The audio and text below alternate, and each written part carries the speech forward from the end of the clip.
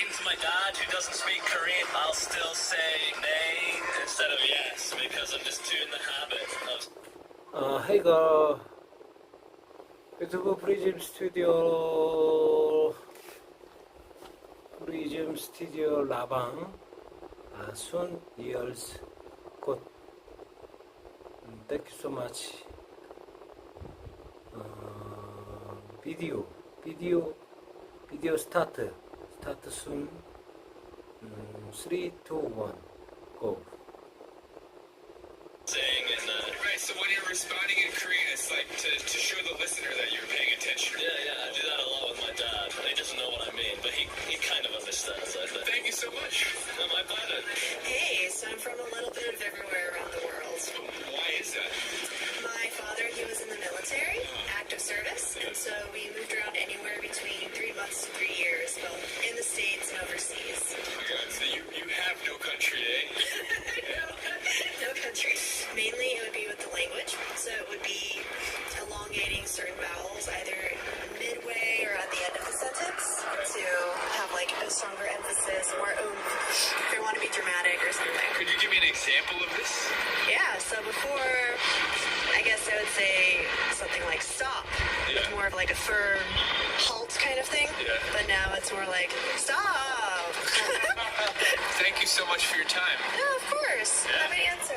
In Korea, there's something called Hae-Joseon, and what that means is it's really difficult for Koreans to live in South Korea. So the cost of living is really high. It's very difficult to get a job.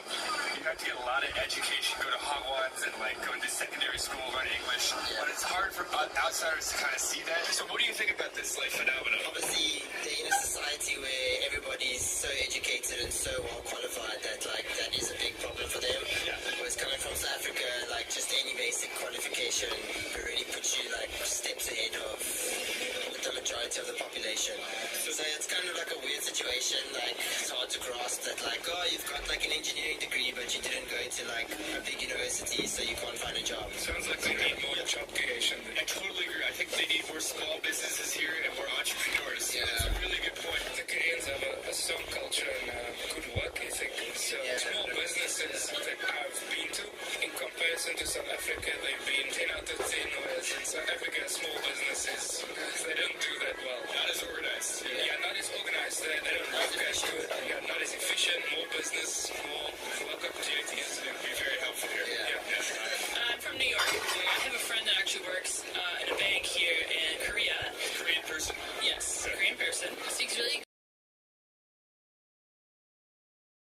Pursue his education more because he doesn't like the work environment that Korea creates. What would that be? Long working hours, not really talking to many people, not really having a social life, just work.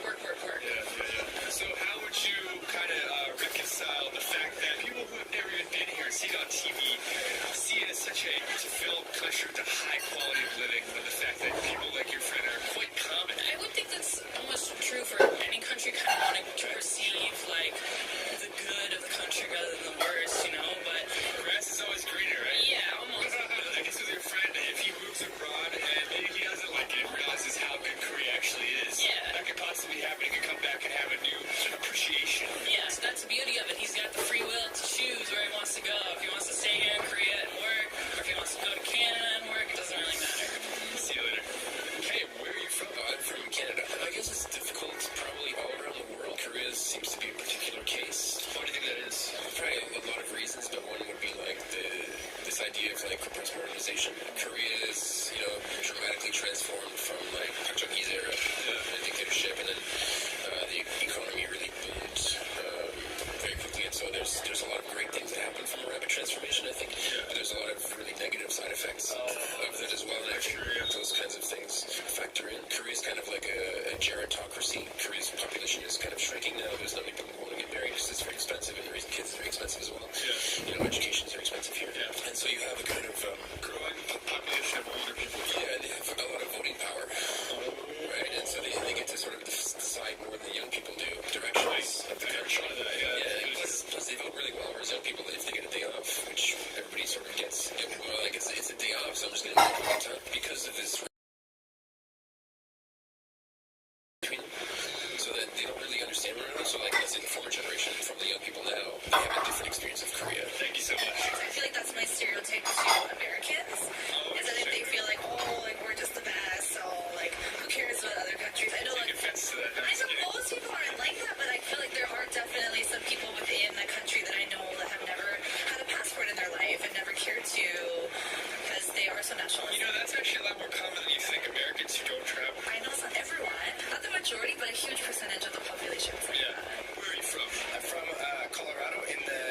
States. The one that stands out to me the most is the idea of stereotyping somebody. That's a great point. Yeah. So like, all women are like this, everybody from this country are like this. It's never thought of as nice to generalize any people and their patterns of behavior. In America, the idea of individualism is very strong. So it's like you judge everybody as an individual rather than a group of people. Correct. Thank you so much, my friend. Thank you. All right. Hello. Hi. I'm from Reunion Island. It's a very small island next to Madagascar, south of Africa. Madagascar. So what's the language spoken there? We have two languages, French and Creole. And where are you from? I'm from Germany. So what are some things that if I go to your country, I should never do? Culturally offensive things? What do you think? First of all is that we're known for being a very friendly culture, so ignoring people when they talk to you or salute you would be very rude. Yeah, even if people say hello to you in the streets, don't ignore them because they're gonna feel like you're rude. And what do you think? As a German, I think talking about the German history as a joke isn't something you do. We talk a lot about it in school and stuff, but we're not proud of it at all. Of course not. So talking about our history is maybe not the best idea. Or making jokes about Hitler or something. Don't do that in Germany. And from the society, I think, so we have a bunch of rules, and especially while eating, don't make any noises.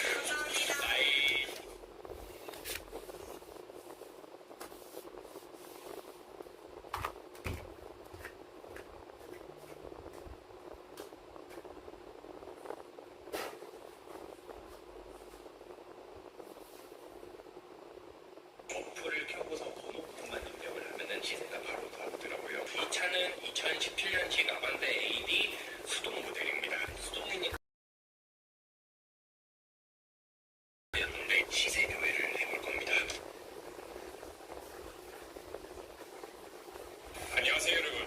Hello, everyone. I'm Sean Pablo.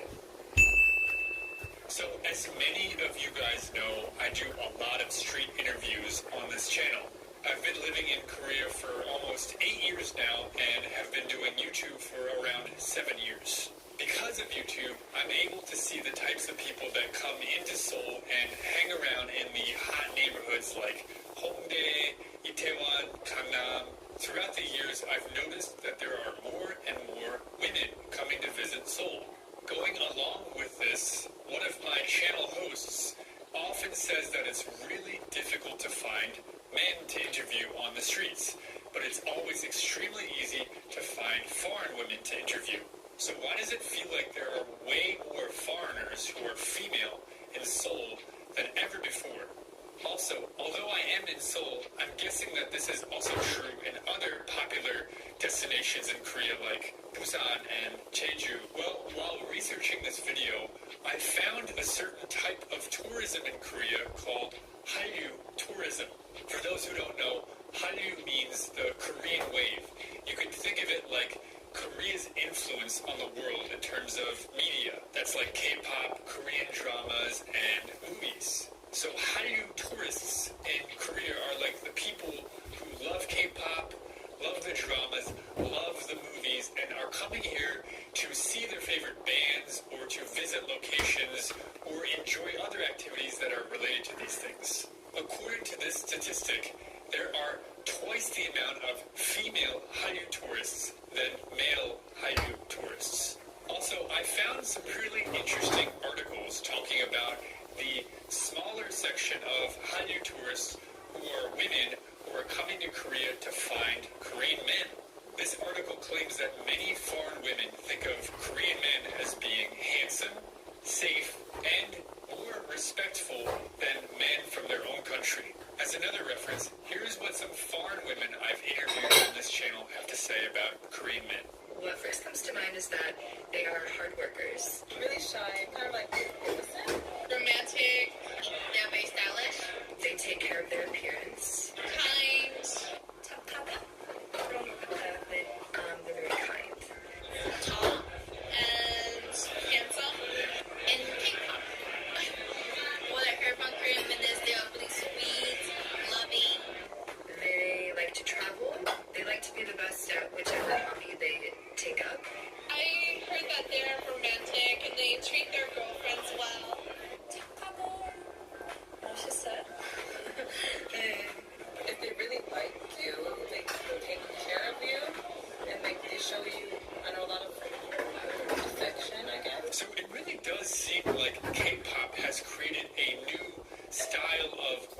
masculinity that a lot of foreign women are really interested in.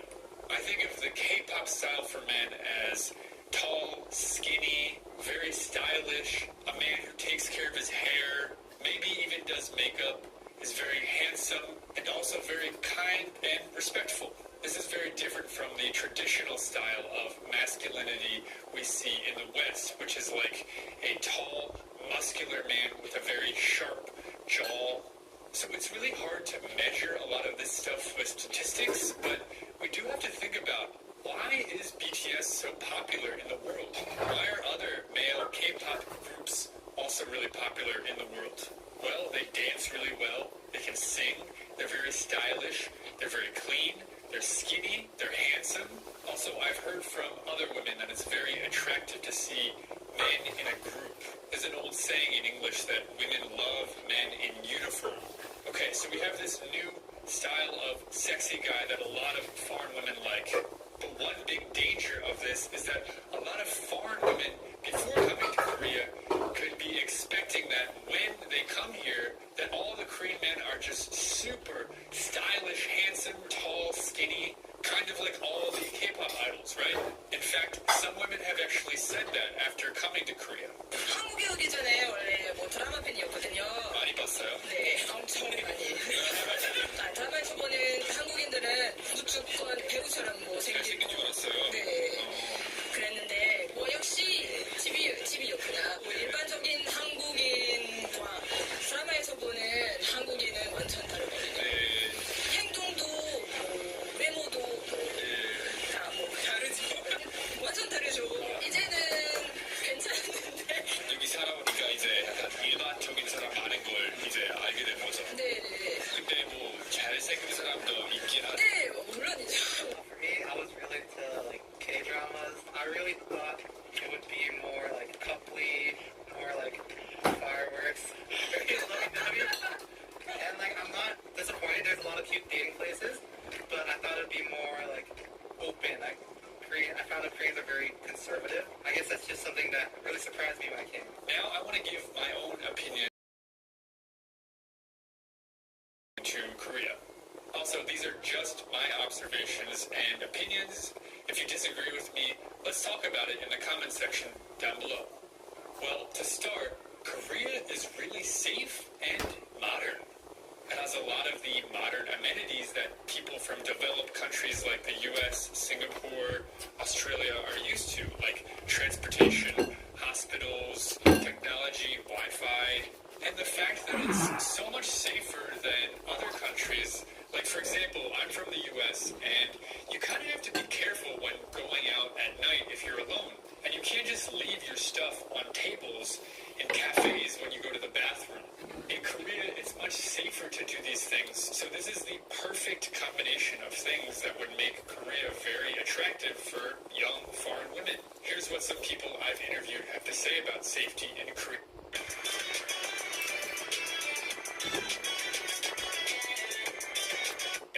Scotland and Seoul are kind of different. In Scotland, they have one of the highest knife crimes in the whole of Europe, like for stabbings. Like you gotta know which pocket you put your wallet in. In Seoul, I come here and I feel much more safe. I was never like looking over my shoulder back home, but at the same time, there is a sense of being more safe here.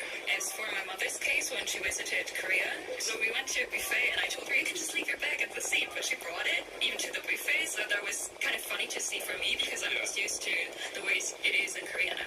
Interesting. So in Germany, what happens if you leave your bag on the table? It will be stolen. So one thing that I really agree about the article that I mentioned earlier is that it talks about things like Squid Game, Parasite, BTS as things that are really making Korea more of a household name. People are really starting to talk about Korea, and more than ever before, when you say Korea, you say the country Korea, people can list many things that come to mind, you know, K-pop, movies, dramas, even esports, technology, celebrities. For a long time, many Westerners have known about Japan and China, but only recently has Korea become as popular to talk about as Japan and China.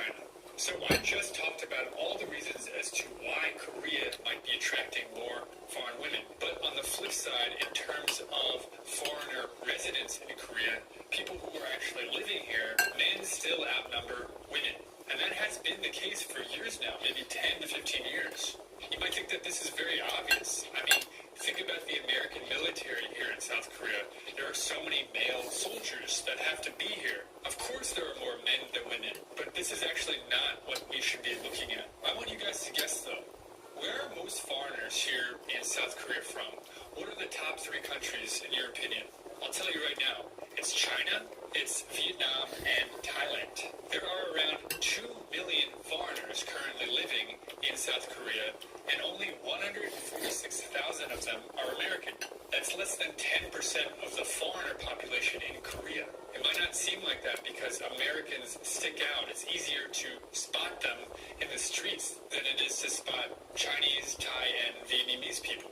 And I don't really know all the reasons as to why there are more Chinese, Thai, and Vietnamese males in South Korea than females. Also, I don't really go to the countryside as often as I used to, so I'm not able to see, these smaller cities around Korea that might have more people from these 3 countries. And maybe that's a topic for another video. What is bringing all these people here? However, as Corona continues to be less and less of a problem, I believe Hallyu tourism will continue to increase, and big tourist destinations like Seoul, Busan, and Jeju will continue to see more female tourists. Anyway, that's all I have to share for this topic. What do you guys think about this topic? Did you enjoy this video? If so, please let me know down in the comments section. Also, if you're currently studying English, I highly recommend you join my channel membership. Alright everybody, once again, I'm Sean, and I will see you in the next video. Bye. 안녕하세요 여러분. Hey guys, I'm Sean Pablo. In this video, I'm going to share with you 12 great small talk questions that you can use in many different situations when you move or travel to the US or other English-speaking countries. But what is small talk? Small talk is unimportant conversation about uncontroversial matters. In the US, small talk is a big part of the culture.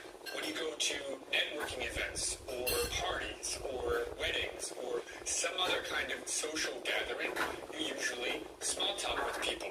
It's a great way to break the ice between someone you don't know very well or someone you don't know at all. And there are so many benefits to being good at small talk. You can make new friends, you can get business opportunities, and you can just learn new information. Let me show you an example of small talk. Hey, I'm Sean. Hey Sean, I'm Bob. So who do you know here? I know John and Dave. Oh, no way. Dave and I play Pokemon cards together twice a month. This might be a good question to ask if you're at a party or somewhere where someone invited you. Everyone at the party is friends of the host. You can ask, who do you know here? While this is a great question to ask, in this video I want to focus more on questions that you can ask in all situations, particularly ones where no one knows anyone, like a networking event, or a concert, or a bar, or some kind of convention. You don't want to be that shy person in the corner who's afraid to talk to everyone and who is just waiting their turn to be asked a question from someone. Learning these 12 questions will give you the confidence to start more interesting conversations that will definitely lead to better outcomes. So I'm sure everyone knows these simple questions. What's your name? Where are you from? How old are you? Although these questions might be important, like you should definitely ask the person's name, don't make these 3 questions the first thing you ask people, especially the one about age. In the West, we don't really care about age, so don't ask that one. Alright, before I go any further in this video, I want to say that this video is sponsored by Class 101. I recently did a 25-lesson course on Class 101, and in that course I teach real English combined with cultural things you should know about the US and Western countries. You can watch one lesson for free by clicking the link down below. Okay, so now I'm going to share with you the 12 great questions you can ask when small talking. So the 12 questions are broken down into 4 different categories: work, travel, leisure, and food. Usually when first talking to someone, you want to avoid questions about religion, politics, politics, or other sensitive topics that some people might be offended by. So stick to the four things: leisure, work, travel, and food. Let's start off with work. Let's look at the first question you can ask. Hi, I'm Dan. Hi, I'm Ben. Nice to meet you, Ben. So, what do you do for a living? I work in the animation field as an animator and a producer. Wow, that's really interesting. After asking this question, another great follow-up question you could ask is this. So what do you like and dislike most about your job? Well, I love seeing my animations come to life, but being in the same position for hours really makes my back hurt. I can imagine it would. That reminds me of... So, of course, you have to ask, what do you do? What do you do for a living? But after that, go a little bit deeper. If you want to have a good conversation, you have to ask good questions. Here's another interesting question you can ask about work. Do you want to stay at your current job, or are you working towards something else? I think I'm going to continue to do animation for a few years, but in the future, I would love to learn how to code. Oh, really? I'm actually a programmer. So that's 3 work-related questions. The goal of all this is for the conversation to lead to something that you're very passionate about talking about. When you're passionate about something, it's very easy to talk about it, and the conversation just flows. Let's listen to these 3 questions one more time for some more practice. So, what do you do for a living? So what do you like and dislike most about your job? Do you want to stay at your current job, or are you working towards something else? Now let's move on to leisure. Leisure is a great topic for small talk because it's light and it's fun, it's positive. Let's look at the first question you can ask about leisure. So, what do you usually do in your free time? I love ice skating, but since it's summer now, I've been rollerblading a lot. Oh, that's really interesting. Do you ever rollerblade as a means of transportation? Well, I tried rollerblading to work once, but what do you do in your free time? This is very simple, but fun to answer. Let's look at another question you can ask. So what do you do to relieve stress? I usually work out or play guitar. Those 2 things really help me to relax after a stressful week. Oh, I also play guitar. What kind of music do you like? So asking someone, what do you do to relieve stress, is kind of similar to asking, what do you do in your free time? But they're a little bit different. You might get a very different answer. The last thing you could ask could be for a recommendation. People love giving their opinion on something, so let them share their opinion by asking this. Can you recommend me something fun to do this weekend around here? Sure, if you like beaches, I highly recommend Crystal Beach. It's really close to here and it's great for surfing. Oh, I've heard of Crystal Beach. Is it usually crowded on the weekend? Let's listen to these questions one more time for some more practice. So, what do you usually do in your free time? So, what do you do to relieve stress? Can you recommend me something fun to do this weekend around here? The next thing we can talk about is travel. Most people love to travel and have plans or wishes to travel in the future. And if for some reason they don't like to travel, well, you can talk about that. You can ask them why they don't like to travel. Here's the first question you can ask. Do you have any exciting summer plans? I'm planning to travel to Italy. Oh really? I actually studied abroad in Italy. Oh no way! What city were you in? This is a simple question you can ask that often leads to conversations about travel. Here's another thing you can ask.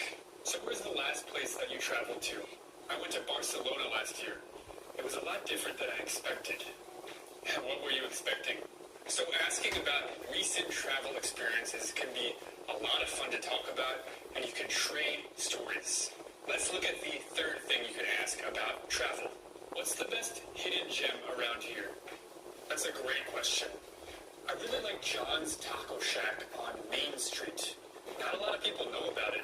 It has great cocktails and good food too. Sounds awesome. How's the guacamole?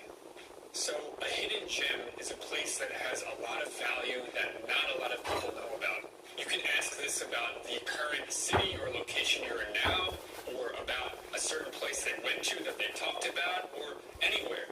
Especially if you're new to this city or you're just traveling here, this is a great question to ask. Let's listen to the 3 questions one more time for some more practice. Do you have any exciting summer plans? So where's the last place that you traveled to? What's the best hidden gem around here? Lastly, we can talk about food. Everyone likes to talk about food, except for zombies. They like to eat people. But you're not a zombie, right? So here is the first small talk question you can ask about food when you're at social gatherings. Can you recommend any good places to eat around here? Sure, there's a really good burger place just 5 minutes from here. Oh wow, I love burgers. What's the name of the burger place? Like I said before, when in doubt, always ask for a recommendation. People love giving their opinions. Here's another question you can ask. If you could only eat one food for the rest of your life, what would it be? Oof, that's a tough question. I think it would have to be pizza. How about you? This question is a lot more interesting than just asking, what's your favorite food, right? Let's look at the third question you can ask. What's your favorite food to eat when drinking alcohol? I love eating chicken wings when I drink beer. Speaking of which, do you want to get some chicken wings right now? Sure, let's go. Talking about the best combination of food and alcohol is always a fun conversation. Let's listen to the 3 questions one more time for some more practice. Can you recommend any good places to eat around here? If you could only eat one food for the rest of your life, what would it be? What's your favorite food to eat when drinking alcohol? So, becoming comfortable with small talk when in English-speaking countries will benefit you immensely. Strangers have to talk about something before they become friends, right? And in many cases, you're not going to have a friend to introduce you to new people. It's much more common, especially in business settings, to go up and just start talking to new people. Like I said before, there are many benefits to this. You can meet new friends. You can make really good business contacts and get good business opportunities. And you can just learn new things. I have a few friends who have gotten really good jobs by meeting new people at networking events and small talking with them. There's no reason why you guys watching can't do the same thing. Alright guys, that's all I have for this video. Definitely watch it a few times if you want some more practice. Alright everyone, once again, I'm Sean, and I will see you in the next video. Bye. Hey guys, how's it going? It's Sean. In this video, I want to give you my observations of American police in the United States versus police here in South Korea. So I've been living in South Korea for almost 8 years now. I'm just going off of my experiences, what I've heard from foreign friends and Korean friends, and my general knowledge of Korean laws and Korean history. It's very possible that I make a mistake in what I'm saying, so if I do, let me know down in the comments and we can talk about it. So in my observation, Korean police seem to be very non-violent. They seem to be more friendly, and they're definitely not intimidating. I don't really feel nervous when I see a police car or when I see police on the street. Unless I'm driving, then I want to be super careful, of course, because I don't want to get a ticket, you know? But in general, they seem to be a part of the community, and people aren't really nervous about calling them or talking to them. I will say, too, that it seems like they don't have a lot of power. I've heard many stories from both Koreans and foreign friends of mine that in Korea, if someone does something bad, they're easily let off with a warning or a small fine. Also, I've often heard of Korean police saying something like, oh, let's try to understand their situation. They were drunk. They were tired. They were angry. They were stressed because of a recent divorce. So it seems like Korean police often have this mentality of trying to understand and diffuse a situation peacefully. Maybe this is more of Korean culture, though. I remember one time I was in Itaewon, and I was outside of a club, and I saw this drunk guy just punch a security guard. The security guard was holding his nose like this, and the drunk guy was just super angry, just throwing his arms around, and the security guy did nothing. He just told him to calm down and to go away. This blew my mind. If that had happened in the US and someone punched a security guard, that person would be on the ground and the security guards would be beating him or her up. It was really crazy to see that the security guard did nothing. Another example I have in Korean culture of trying to understand the other person's position if they do something wrong is when I was in Itaewon filming, again Itaewon, and this homeless person came by and they knocked my camera over, and I was really angry. I guess they thought that I was filming them, which I wasn't, and I really wanted to call the police. I wanted this person to be punished. finished. This is an expensive piece of equipment I have, you know? And the Korean friend I was with, who was helping me film, said, don't call the police. This person already has enough problems. Let's just try to be understanding. And I was really frustrated. I really wanted to punish this person because you can't just do that to other people's stuff, you know? Maybe that's the American inside of me. I want justice, you know?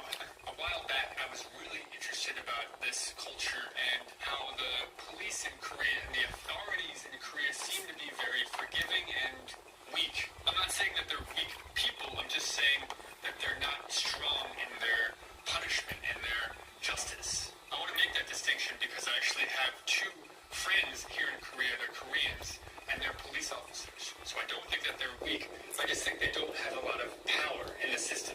So a while back when I was really interested in this topic, I learned about Korean history and Chun Doo-hwan and his military dictatorship. I learned that there was a lot of violence in Gwangju particularly, and it's a very sad part of Korean history where the police were too powerful and they were violent and they used their guns to solve problems. So because of that, it seems like a lot of Koreans are hesitant to give the police too much power. And that makes a lot of sense. I mean, just look at North Korea. If you give one group of people too much power, look what happens. In North Korea, they literally kill people who disagree with them or break the law, even if it's a small law, you know?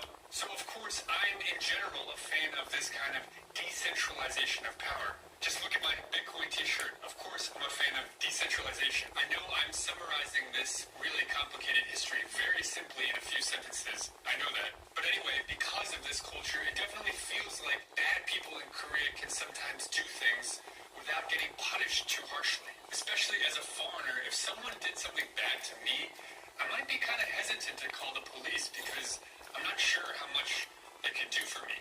Also, if someone punches me or is violent towards me, I would be really hesitant to defend myself because I've heard stories of people being punished for defending themselves physically here in Korea. But it's not just foreigners in Korea. I think a lot of Koreans feel the same way. A lot of Koreans think that the police don't have enough power, they're too weak, or they just don't do enough to punish bad people who commit crimes. And I guess that's where the Komsu Wanbak movement comes from here in Korea. So the new president of South Korea thinks that the Gyeongchal, or the Supreme Court in Korea, should hold more power than the Gyeongchal, or the police. A lot of Koreans are really frustrated and want the police to have more power. I can't get too deep into the Komsu Wanbak situation because a lot of South Koreans are split on this issue as well. So now I want to talk about the American police. So in the United States, the police are quite intimidating. I definitely get nervous when they're around, when I see a cop car, or when I see cops walking by. Even if I haven't done anything wrong, they're still very intimidating. I feel like I'm being judged or something.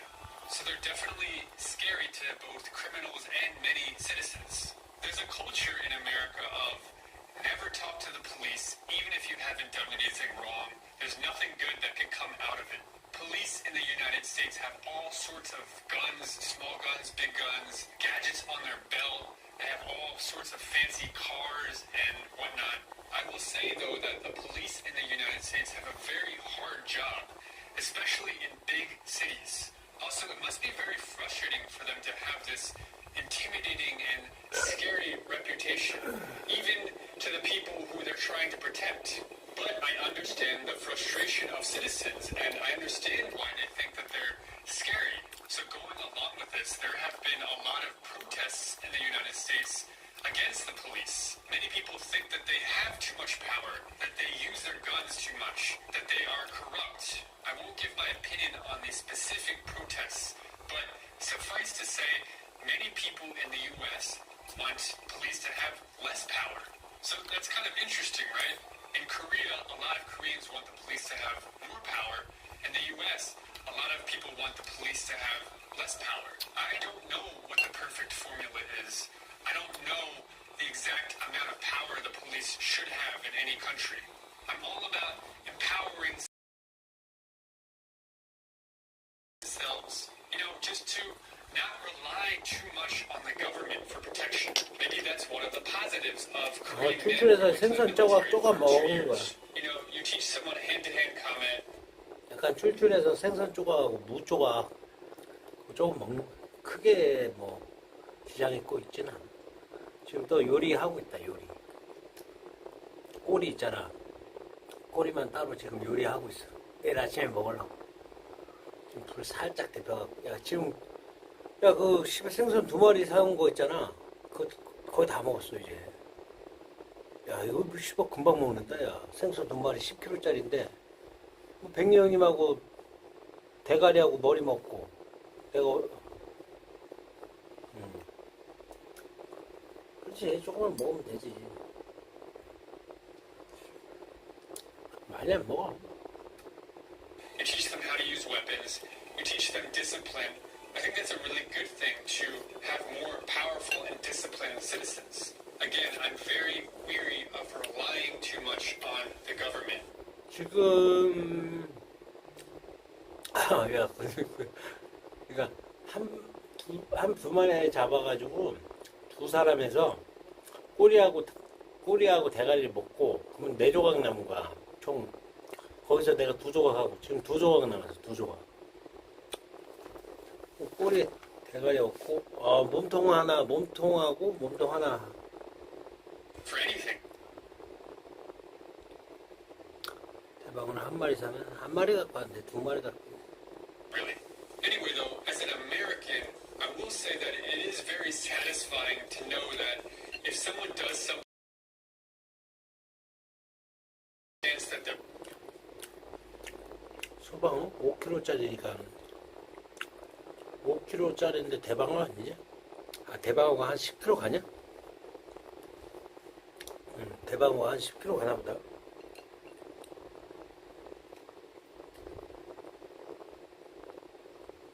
지금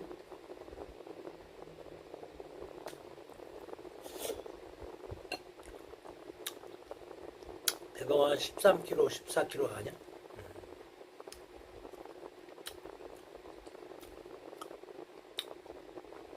맞아, 존나 커.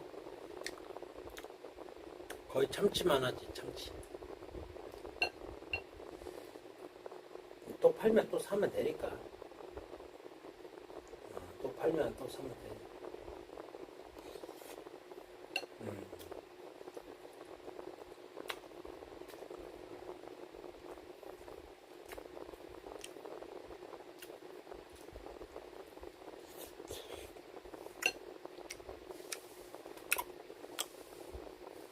지금 소래포구 축제하고 있더라. 오늘 축제 끝났어.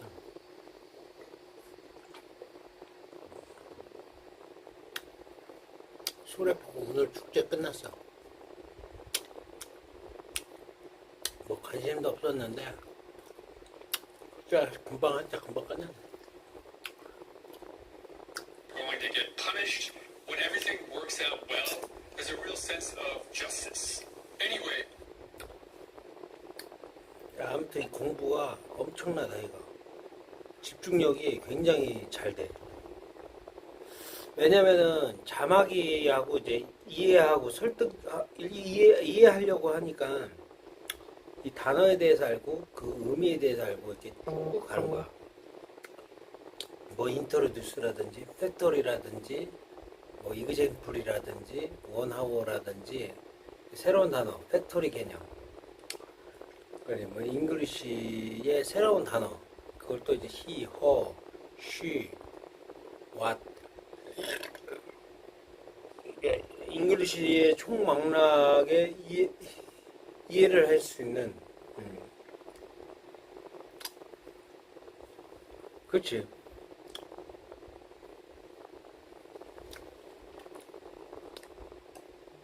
거기는 항상 뒤통수 쳐. 소문이 한 번 안 좋게 나면은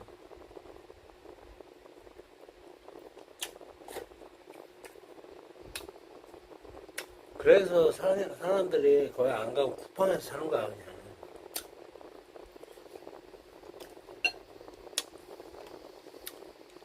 쿠팡에서 사는 거야.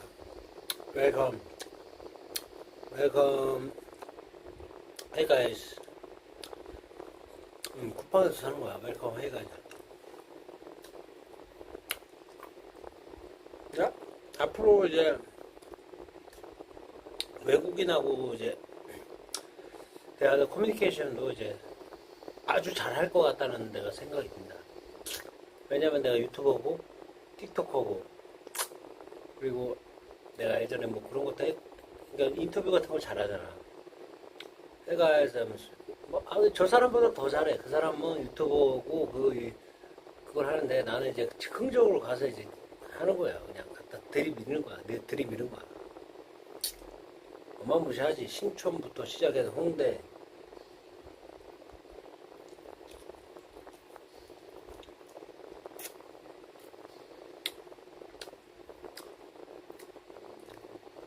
그 자리에서 바로 이제 댄스 같은 것도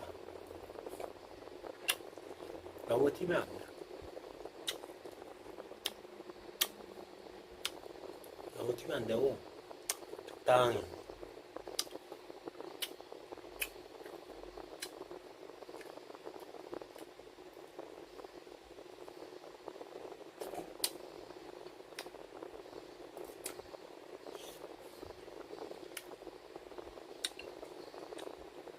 그냥 That's all I have 공부라기보다는 to say for this video.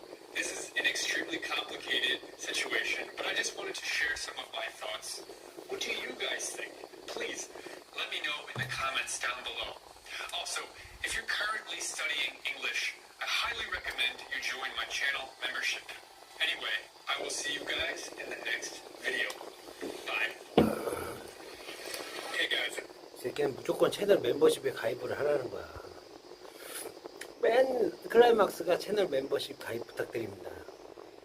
구독하고 채널 멤버십. 그리고 나온 사람들은 인스타 팔로우. How's it going? It's Sean. So in this video, I'm comparing the foreigner experience in Seoul versus the countryside of Korea. And if you're currently studying English, I highly recommend you join my channel membership. I've been wanting to make this video for a while now. As many of you might know, I actually used to live in Chungju, a really small city which was close to a lot of like nature, and you could consider it to be like the countryside. I lived there for 1 year. So in this video, I collaborated with Leah Ro, who is also a foreigner living in Jeollado and does amazing tour guide videos. 여러분 안녕하세요.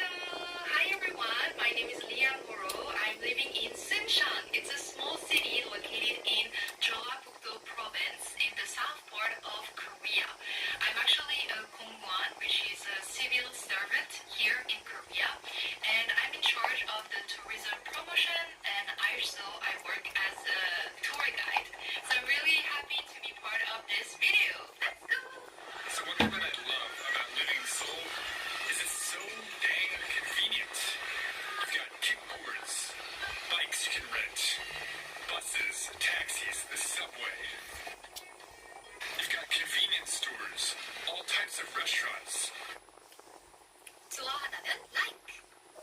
라이크도 괜찮은데 훨씬 더 많이 좋아하는 느낌으로 맞춰보세요.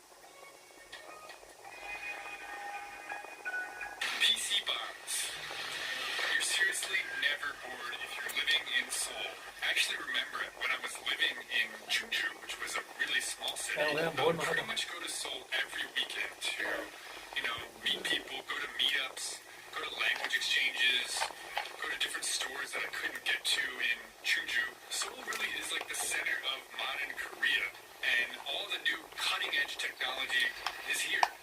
What I like about living in the countryside more than 테크놀로지가 첨단 기술이구나. 팩토리가 공장. 테크놀로지, 구로 테크노 단지. 최첨단 기술. being in the city. What Most special? people living in the city, they're busy, they're hustling, they're working hard and earning a lot of money. But it's pretty hard for you to meet people, just get a chit chat and just make new friends. While in the countryside, actually, it's pretty easy. I live in actually the gochujang traditional Hanok village, so I can see a lot of like harmony, 할아버지's and like grandmother and grandmas, and it's really easy, to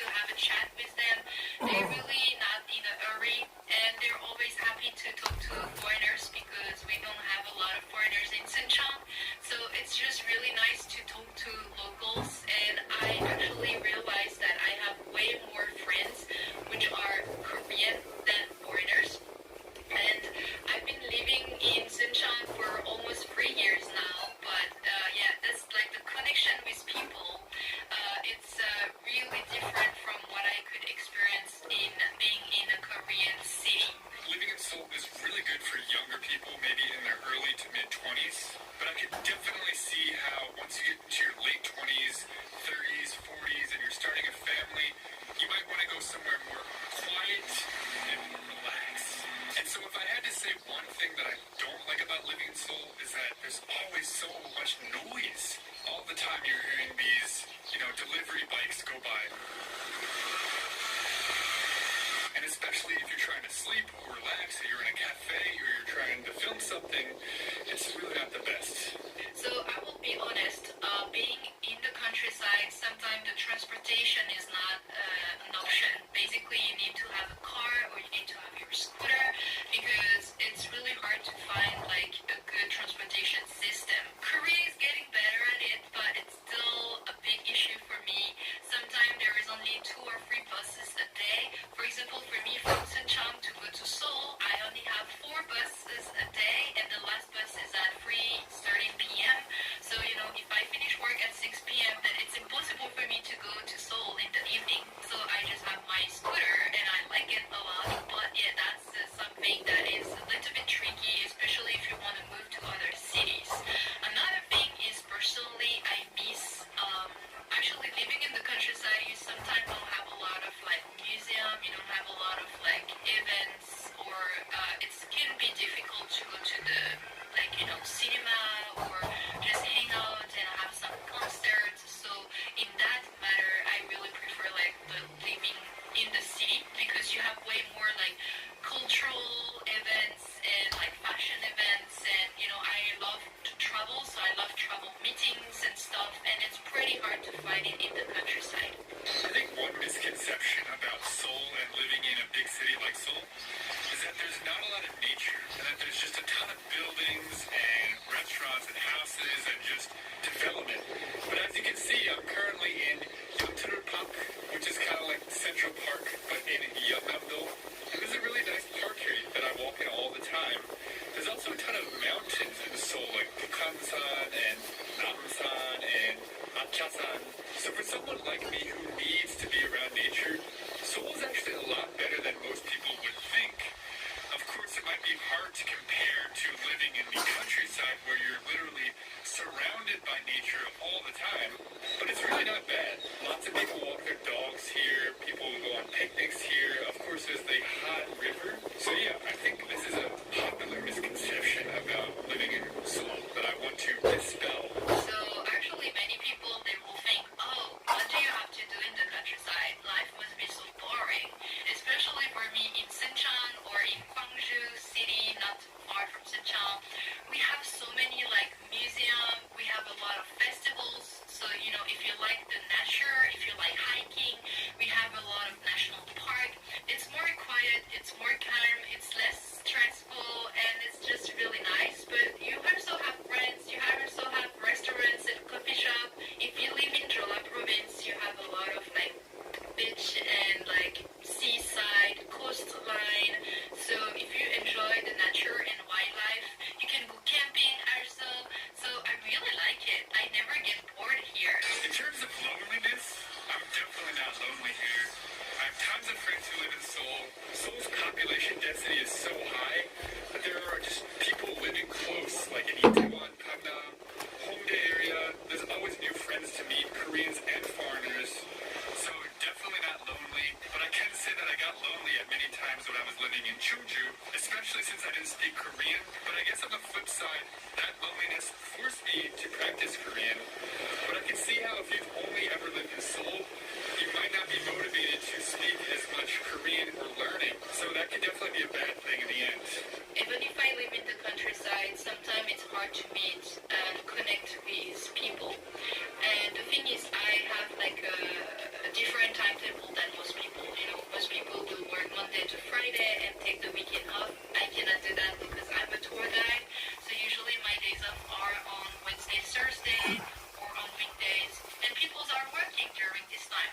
So it's hard for me to meet my friends. It's hard for me because I cannot go to certain events. I cannot go to like the weddings or to parties because people go to meet on Friday night or Saturday or Sunday. And I work all the time on the weekend. Yes.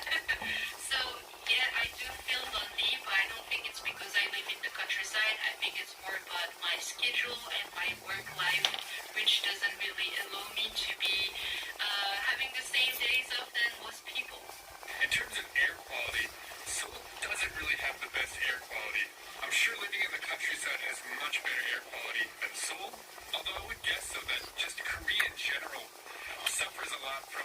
neighbors, including China, and also factories within the country and pollution, the population density. It's all not really helping the air quality. It's kind of something you have to get used to while living here. Well, for me, I actually love the fresh air. Like here, we don't have like micro dust issues. Actually, Suncheon has a really nice air quality. So when I go to the city, usually it's really hard for me to breathe. And if I go to Seoul, as soon as I get off the bus, I can feel it, and it's like really terrible smell actually for me. So especially the smell in the countryside is awesome. You can take a big breath and you're like, oh yeah, this smells so good. So in my opinion, in terms of what represents Korea more between Seoul and the countryside, I think Seoul represents modern Korea, but I don't think it represents traditional Korea as well as somewhere like Jeonju or Chungcheongu. If I were to take a family member on a tour of Korea, how many days in Seoul versus other parts of Korea would I spend with them? And I guess if they were here for 1 week, I would spend 3 days in Seoul, maybe 2 days in Jeju, and the rest of the time kind of going around the country, visiting small cities and small areas, maybe like mountains or nature, this kind of thing. I feel like this percentage of time spent would maybe give them a good idea of Korea. I personally think that the countryside represents better Korea. The reason why is because Seoul is the big city. It's the capital city. People are working and stuff. But if you want to discover the real side of Korea, then it starts by the countryside. Seoul and Korea in general has been made after the Korean War, and it's only 50, 60 years old. But if you want to see the real essence of Korean culture, you have to go to the countryside. You have to meet the local farmers, visit the small villages, and understand where Koreans come from. Because this way you will realize how amazing they've been building the countries and how fast it was. But the older generation, people who are like my grandparents' age, they still live in, I would say, the old Korean style. And you can see the like Korean traditional houses, people sleeping on the ondol. You can also experience the Jong culture, which you really care about each other. They will always ask you, did you eat and stuff, and they will also show you like the Korean traditional cooking and recipes. And I think this is part of Korea you can only see in the countryside. So as I mentioned, I used to live in Chungju, and some of the things that I miss about living in a really small city like that is just the space you have and the quiet, the space you have to think and relax and decompress. If you're stressed about something, you can take a walk, and usually there's like 1 or 2 people on the street. There's very few cars compared to Seoul. Another thing is that there are a ton of chains here in Seoul. I know it's really convenient to always have like a Starbucks or a CU or a 7-Eleven or some other kind of chain like that that you can go to for your needs. But I really like going to the countryside and go to like this old grandmother's like homemade 된장찌개 kind of like restaurant. That's awesome. I know those places exist too in Seoul, but it's just like a cool vibe to go into that kind of place in the countryside. You know what I mean? Especially when you're traveling. And last question is, what is the first thing you do when you go to Seoul or any other big city? I will say the food. Because even though I live in Korea, I love Korean food, and I'm getting really used to it. I miss foreign food sometimes. I miss Italian restaurant, French restaurant, just a really great burger. And living in the countryside, in the gochujang village, I eat a lot of jjigae, kimchi jjigae, 된장찌개, like you have like sundubujigae, all this jjigae. But I'm getting kind of tired of it sometimes. So every time I go to Gwangju, Jeonju, or Seoul, I just go to an international restaurant where I can find some foreign food. And the second thing I do is meeting my friends, obviously, because I just love meeting people, and I'm just always happy to meet them. So for me, 2 things, food and people. Yeah, that's what I do when I go to the big cities. If you guys want to discover more about the Chola province and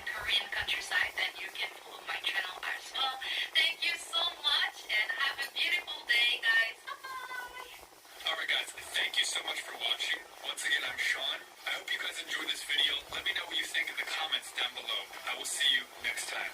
Bye. Guys, how's it going? It's Sean. So in South Korea right now, a really fun debate that's going around is the getnip nonjeng. So when you go to Korean restaurants, there is a side dish called getnip. Often it is in sweet peppery sauce and pretty difficult to separate. The leaves kind of stick together. So naturally, if you're with friends, they often help you separate the different leaves so you can just eat one at a time. The question is though, if a man has a girlfriend or a wife, is it okay if another woman helps him to separate his getnip in a restaurant? What do you guys think? In this video, we want to find the truth. What's the right thing to do? So we asked several people from all around the world what they think of this debate. Also, if you're currently studying English, I highly recommend you join my channel membership. Alright everyone, let the debate begin. Okay, hey guys, my name is Sean and we're out here in the streets of Hongdae interviewing foreigners. Alright, so while you've been living here in Korea, have you gotten accustomed with the dating culture? I did, yeah. Oh, so you've dated a Korean guy before, right? I did, yeah. How was that? If you got a good one, it's good. But like, it's interesting. It's different than the culture back home, so. Not really, but I learned about it a lot because my major is Korean studies. Okay, how about you? I also learned about it before coming to Korea. If you want to live in Korea, I think you must date a Korean guy. Korean, that's it's necessary. I'm not sure if you've heard of it before, but are you familiar with this photo? Yeah. Yes, the leaves. Comes out as a side dish in some restaurants. Yeah, it's a side dish, yeah. Looks like sesame leaves or something like that. Yeah, a side dish that comes out in Korean restaurants, like kimchi. Yeah. Yeah. What is it? But I don't know the name, but actually I like it with the kalbi. Oh, with kalbi. Yeah. You're doing it with kalbi, okay. I think I've seen it, but I haven't tried it yet. Yes. Have you guys eaten this before? Yeah, I think they did. Yeah, alright. When eating in a restaurant, some Koreans think it's rude for a guy to help a girl separate them if he already has a girlfriend. What do you guys think about this? It's the way to help people, you know? You're just helping the meat. Yeah, like he must give me and then, like, that's fine. He has to give you first and then he helps the girl. Yeah. Okay. I would say it's no problem. It's no problem? It's completely normal to help someone if they are struggling. I don't think it's disrespectful. Yeah, this is just like a friendly move. Personally, I don't think it really matters. You know, it's not a big deal. It's just food. The first time I'm hearing actually that this is a thing that people would have trouble separating the leaves. Setting and somebody else come along and help them. Yeah. But I mean, maybe it would be weird. Yeah. It just depends on how long you've known that the person you're helping out. I suppose. I think I understand where it comes from. Koreans are very different than, for example, the guys back home. I feel like Koreans are very, in dating, they're very, what's theirs is theirs, you know? They're like very private, like very... Like possessive kind of. Yeah, a bit. There's nothing romantic about separating. Separating a leaf. Alright. I think it's a bit different for us because in our culture, you like don't really like everyone eats their own food. You don't really share stuff, so we're not really used to like people giving you food and stuff like this. But I don't really think it's rude. I don't know. I think it's kind of nice. I don't think it's that rude. If she's having a hard time, I think it's okay. If you do it automatically, I think it can be rude to your girlfriend. But if she's like really struggling, I think it could be like just a kind gesture, and I would just appreciate it. You guys have not dated any Korean guys, I assume, right now? No. Not at all. So has there ever been a time when you're dating with your boyfriend that you've had like, you know, you've gotten a bit jealous over something that another girl has done? I mean, yeah, obviously you get jealous, but I wouldn't get jealous over something like that. It's Do you guys get jealous often when you're dating someone? no. Not at all. Maybe a bit, but not that much. Yeah, I try to trust them. Yeah. What type of things do you get jealous over? I think if my boyfriend is like way too close to the girl, or like talking maybe like inappropriately, you know, flirting, or like you know, these kind of stuff. So some people actually think that's kind of like flirting with the girl in Korea. Oh wow. Okay. Well, not for me actually, but I'm not Korean, so. What is the line? What is the line that you draw in terms of helping a girl that's not your girlfriend? Maybe stuff like tying your shoes, like a random girl is in the street and she's like, you know? She's waving her foot. Yeah, but like, why would he stop? Like, yeah, exactly. Like, why? I mean, if they are like kind of too touchy or something. Okay, like maybe another if a girl like comes, you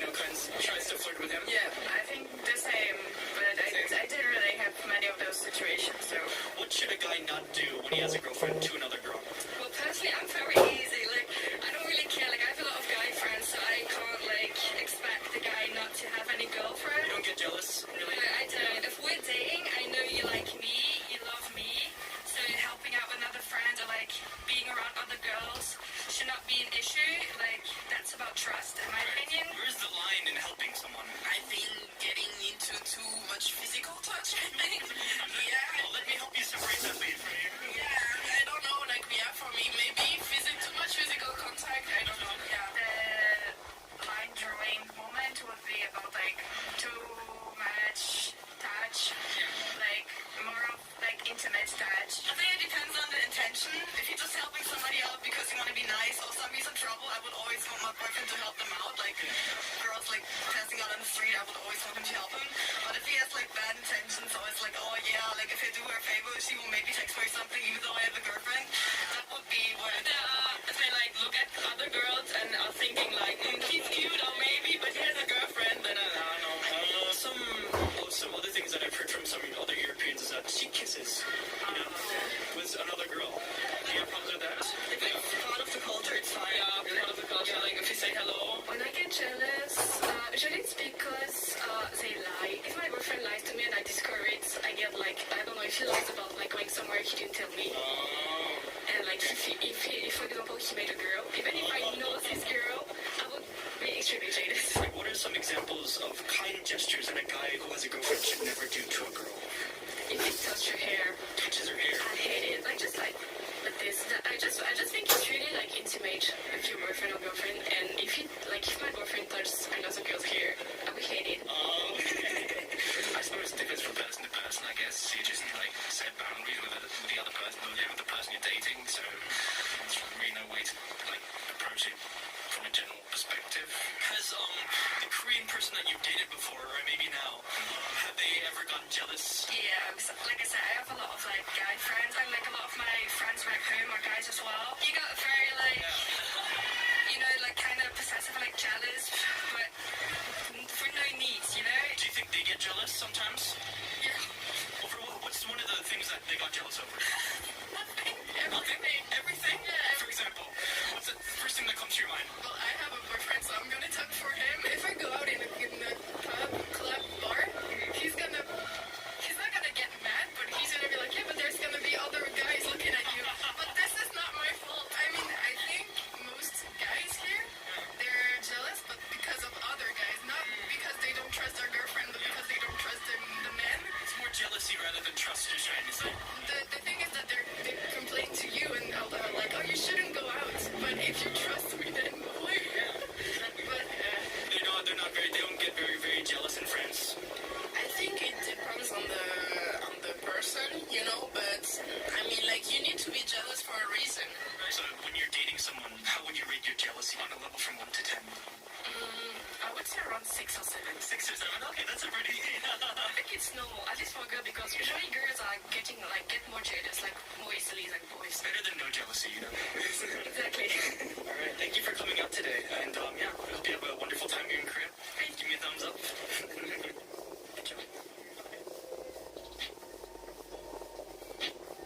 Thank you so much for watching, everyone. Did you enjoy this video? If so, let me know in the comments down below. Once again, my name is Sean, and I will see you in the next video. Bye. 안녕하세요, 여러분. Hey guys, I'm Sean Pablo. So a common question that I often get from my subscribers and from students of mine is, what's the difference between will and going to? I mean, they're both used to talk about the future tense, right? In some cases, it doesn't matter. You can use either one of them. They're interchangeable. But there are many situations when it's better to use will, and there are situations when it's better to use going to. By the end of this video, you will know when to use will and when to use going to perfectly. Let's start this video out with a dialogue that has both will and going to in it. Hey John, I found a great way to make money. Okay, great. Let me hear it. Robbing banks. I just robbed a bank an hour ago, and I'm going to do it again tomorrow. Want to help me? I don't know. If we get caught, we'll go to jail.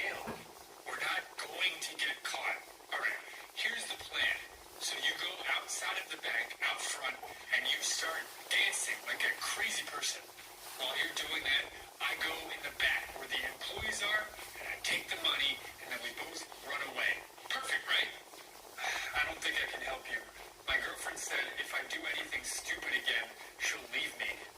Oh, really? All right, I understand. But please, don't tell anybody about my plan. Don't worry, I won't. Also, do me a favor. Hold this bag. Sure. All right, gotta go.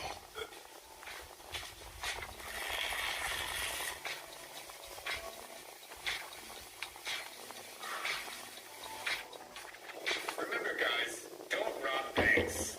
Okay, so will versus going to. I'm going to make this very simple for you guys. There are two situations in which we would use will and two situations in which we would use going to. We use will when talking about instant decisions. You know, when you're on vacation or you're traveling, I think I will get something to eat now. The second situation in which we use will is when interacting with other people, and that means offering something, making a promise, or threatening them. Now, with going to, we use it when we're talking about a plan we have. We've thought about this plan beforehand, and we're telling someone about our plan. What are you doing tomorrow? I'm going to cook dinner, then watch Netflix.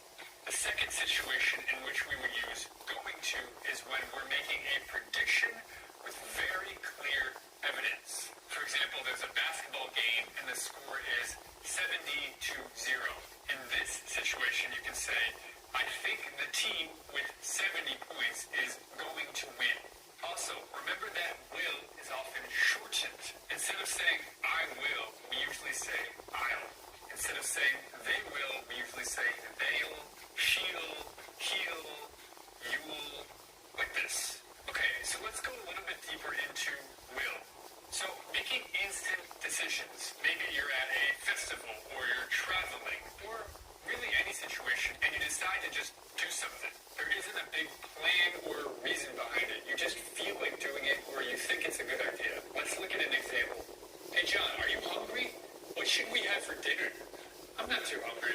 I think I'll just have a small snack. You can see that John has made an instant decision. He hasn't made any plans about it. Let's look at another example. Dang, we're lost, and my phone is almost out of battery. Oh, I'll just go into a convenience store and ask for directions. So if you were to say, I'm going to the convenience store, it wouldn't sound natural, because saying this means that you've thought about it in advance, which you clearly haven't. Okay, so the next situation in which we use will is when interacting with others. So maybe you're offering to do something for someone. In Korean, it's like, 내가 해줄게. Here, we will use will. Did I tell you? I'm moving from Seoul to Busan tomorrow. I'll help you if you need. That would be great. So saying something like this, I'll help you if you need, is an offer. We can't really say, I'm going to help you if you need. It sounds very weird. Okay, so that's offers. Next we have making promises.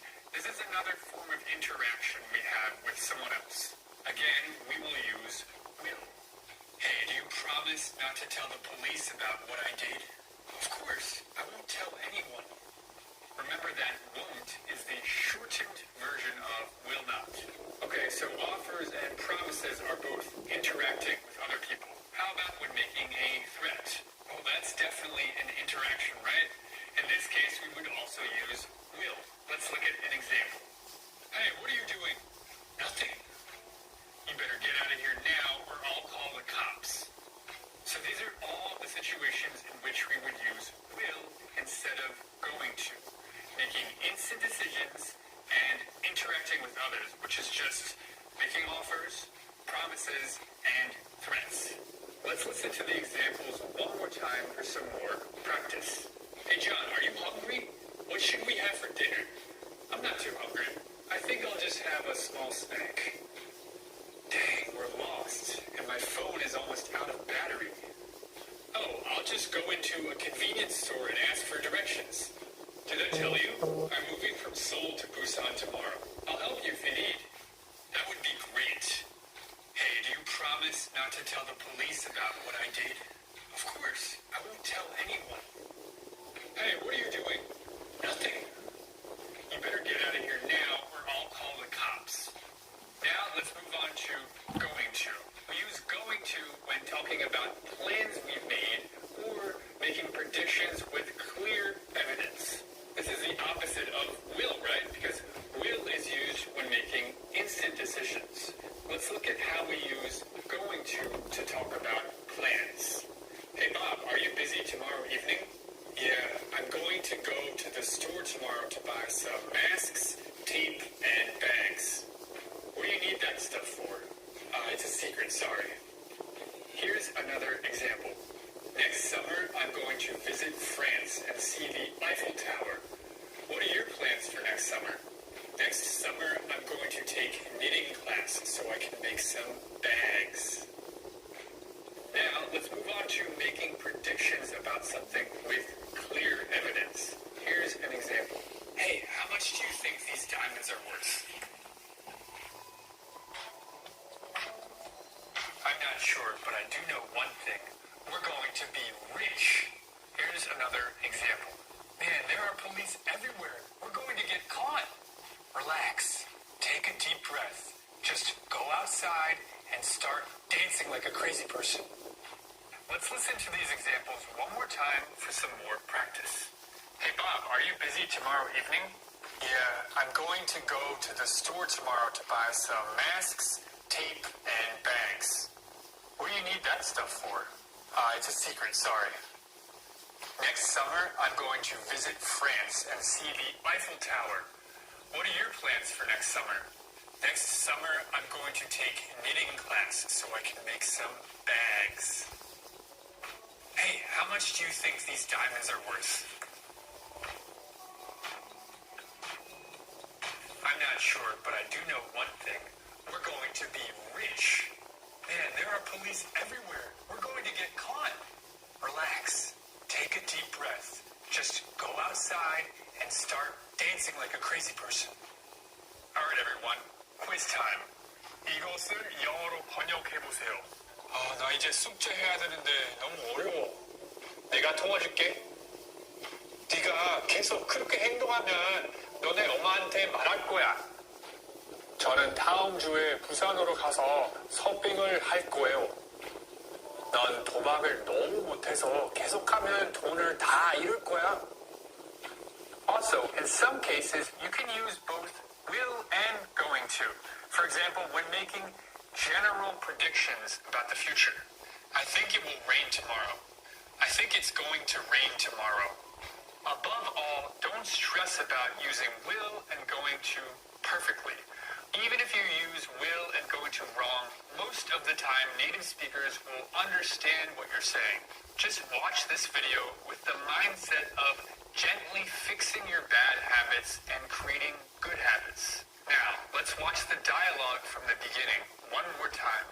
Hey John, I found a great way to make money. Okay, great. Let me hear it. Robbing banks. I just robbed a bank an hour ago, and I'm going to do it again tomorrow. Want to help me? I don't know. If we get caught, we'll go to jail. We're not going to get caught. All right, here's the plan. So you go outside of the bank, out front, and you start dancing like a crazy person. While you're doing that, I go in the back where the employees are, and I take the money, and then we both run away. Perfect, right? I don't think I can help you. My girlfriend said if I do anything stupid again, she'll leave me. Oh, really? All right, I understand. But please, don't tell anybody about my plan. Don't worry, I won't. Also, do me a favor. Hold this bag. Sure. All right, gotta go.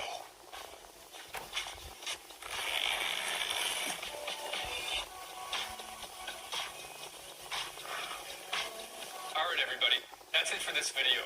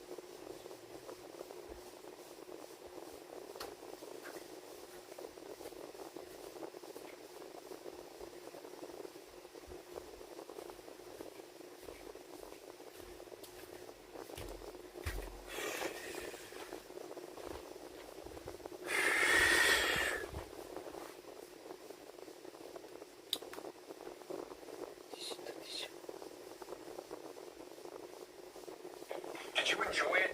If so, please let me know in the comments down below.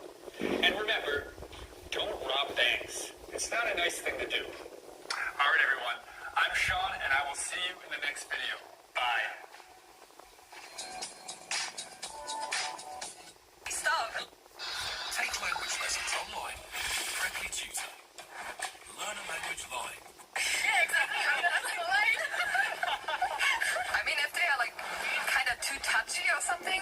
Okay, like maybe another if a girl like comes, kind of tries to flirt with him. Yeah, I think the same, but I didn't really have many of those situations, so. What should a guy not do when he has a girlfriend to another girl? Well, personally, I'm very easy. Like, I don't really care. Like, I have a lot of guy friends, so I can't like expect the guy not to have any girlfriend. Don't get jealous. No, I don't. If we're dating, I know you like me, you love me, so helping out another friend or like being around other girls should not be an issue. Like, that's about trust, in my opinion. Where's the line in helping someone? I think getting into too much physical touch, I think.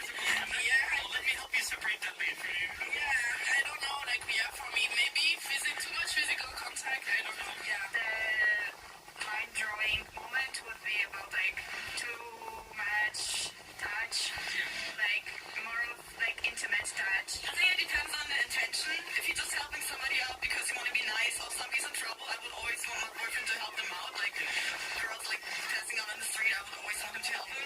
But if he has like bad intentions, so it's like, oh yeah, like if I do her a favor, she will maybe text me or something, even though I have a girlfriend, that would be where They like look at other girls and are thinking like, he's cute or maybe, but he has a girlfriend. Some other things that I've heard from some other Europeans is that cheek kisses, with another girl. Do you have problems with that? If it's part of the culture, it's fine. Yeah, part of the culture. Like if you say hello. When I get jealous, usually it's because they lie. If my boyfriend lies to me and I discover it, I get like, I don't know, if he lies about like going somewhere he didn't tell me. And like if for example he made a girl, even if I know this girl, I would be extremely jealous. Like, what are some examples of kind gestures that a guy who has a girlfriend should never do to a girl? If he touches her hair, I hate it. Like just like this. I just think it's really like intimate with your boyfriend or girlfriend. And if my boyfriend touches another girl's hair, I would hate it. I suppose it differs from person to person, I guess. You just, set boundaries with the other person, or with the person you're dating, so it's really no way to, approach it from a general perspective. Has, the Korean person that you've dated before, or maybe now, have they ever gotten jealous? Yeah, because, like I said, I have a lot of like guy friends, and like a lot of my friends back home are guys as well. You got very kind of possessive, like jealous, but for no needs, Do you think they get jealous sometimes? Yeah. Over what? What's one of the things that they got jealous over? Nothing. Everything? Yeah. For example, what's the first thing that comes to your mind? Well, I have a boyfriend, so I'm gonna talk for him. If I go out in a pub, club, bar, he's not gonna get mad, but he's gonna be like, yeah, but there's gonna be other guys looking at you. But this is not my fault. I mean, I think most guys here, they're jealous, but because of other guys, not because they don't trust their girlfriend, but because they don't trust the men. It's more jealousy rather than trust, you're trying to say. The thing is that they complain to you and they're like, oh, you shouldn't go out. But if you trust me, then why? Yeah, exactly. But They don't get very, very jealous in France.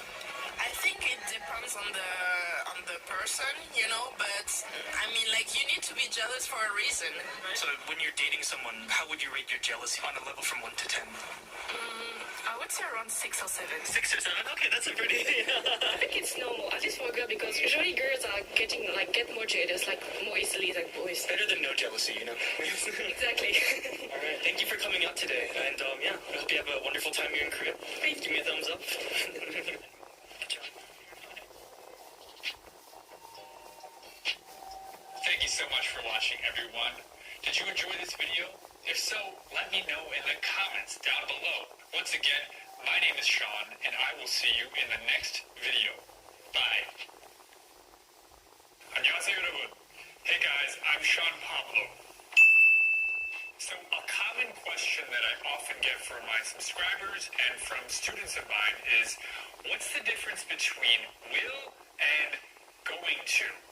I mean, they're both used to talk about the future tense, right? In some cases, it doesn't matter. You can use either one of them. They're interchangeable. But there are many situations when it's better to use will, and there are situations when it's better to use going to. By the end of this video, you will know when to use will and when to use going to perfectly. Let's start this video out with a dialogue that has both will and going to in it. Hey John, I found a great way to make money. Okay, great. Let me hear it. Robbing banks. I just rob a place in the country. Meet people, go to meetups, go to language exchanges, go to different stores that I couldn't get to in Chungju. Seoul really is like the center of modern Korea, and all the new cutting-edge technology is here.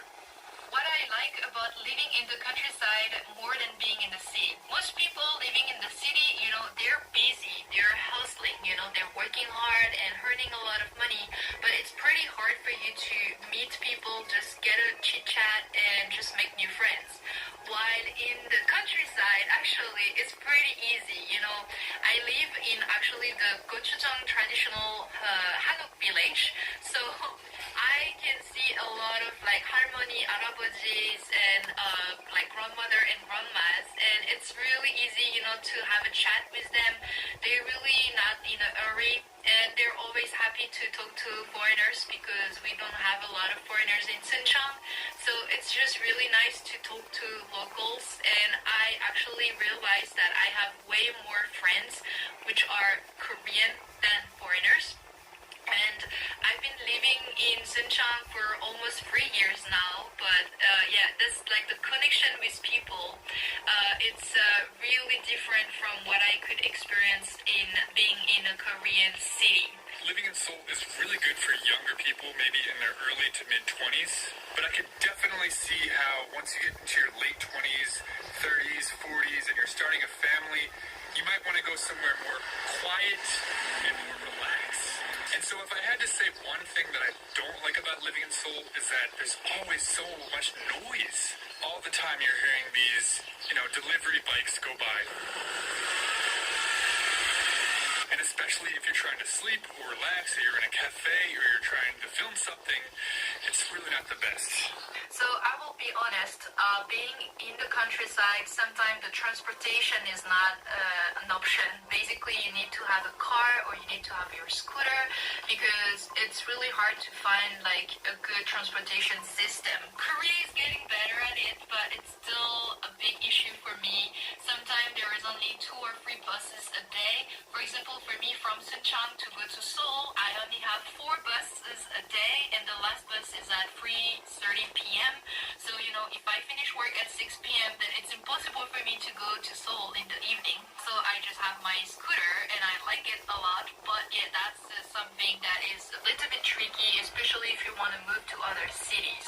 Another thing is personally, I miss actually living in the countryside. You sometimes don't have a lot of like museum, you don't have a lot of like events, or it can be difficult to go to the cinema or just hang out and have some concerts. So in that matter, I really prefer like living in the city because you have way more like cultural events and like fashion events, and I love to travel, so I love travel meetings and stuff, and it's pretty hard to find it in the countryside. I think one misconception about Seoul and living in a big city like Seoul is that there's not a lot of nature, and that there's just a ton of buildings and restaurants and houses and just development. But as you can see, I'm currently in Yeoncheol Park, which is kind of like Central Park, but in Yeonnam-dong. And there's a really nice park here that I walk in all the time. There's also a ton of mountains in Seoul, like Bukhansan and Namsan and Achasan. So for someone like me who needs to be around nature, Seoul is actually a lot better than most people would think. Of course, it might be hard to compare to living in the countryside where you're literally surrounded by nature all the time, but it's really not bad. Lots of people walk their dogs here, people go on picnics here. Of course, there's the Han River. So yeah, I think this is a popular misconception about living in Seoul that I want to dispel. So actually many people, they will think, oh, what do you have to do in the countryside? Life must be so boring. Especially for me in Suncheon or in Gwangju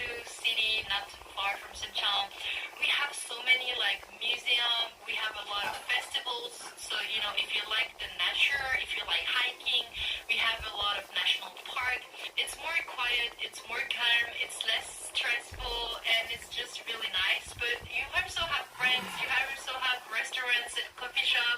If you live in Jeolla province, you have a lot of like beach and like seaside, coastline. So if you enjoy the nature and wildlife, you can go camping also. So I really like it. I never get bored here. In terms of loneliness, I'm definitely not lonely here. I have tons of friends who live in Seoul. Seoul's population density is so high that there are just people living close, like in Itaewon, Gangnam, Hongdae area. There's always new friends to meet, Koreans and foreigners. So definitely not lonely, but I can say that I got lonely at many times when I was living in Jeonju, especially since I didn't speak Korean. But I guess on the flip side, that loneliness. The bus, and you know, How was that? I think the tea topic I in Vietnamese males in South Korea than females. hi. Hi, you want coffee? No, thank you. Well, thank you. 안녕하세요, 여러분. Hey guys, how's it going? It's Sean. In this lesson, I will show you the top 7 most common questions you will get in a restaurant in the U.S., and I will show you how to answer them. Also, if you're currently studying English, I highly recommend you join my channel membership. All right then, let's begin. Usually, the server will greet you at first and ask you if you want anything to drink. Hello, how are you doing today? Great, thank you. My name is Sean, and I will be your server today. Can I start you off with something to drink? I'll have a Sprite, please. All right, I'll get that for you now. I'll have a Coke, I'll have a water, I'll have a Sprite, I'll have a coffee. This is how you order drinks in restaurants. I'll have a blank. Easy, right? If I you say, have a blank. please give me a Coke, it sounds I a have little a Coke, weird. I have a So yeah, Starbucks. just say, I'll have a Coke. I have a juice. After that, the server will ask you if you're ready to order. Do you have any questions about the menu? No, I just need some time to look at it. Sure thing. Take your time. If a waiter asks you, do you have any questions about the menu? It means that they're not really sure if you're ready to order or not, but they don't want to pressure you and say, are you ready to order?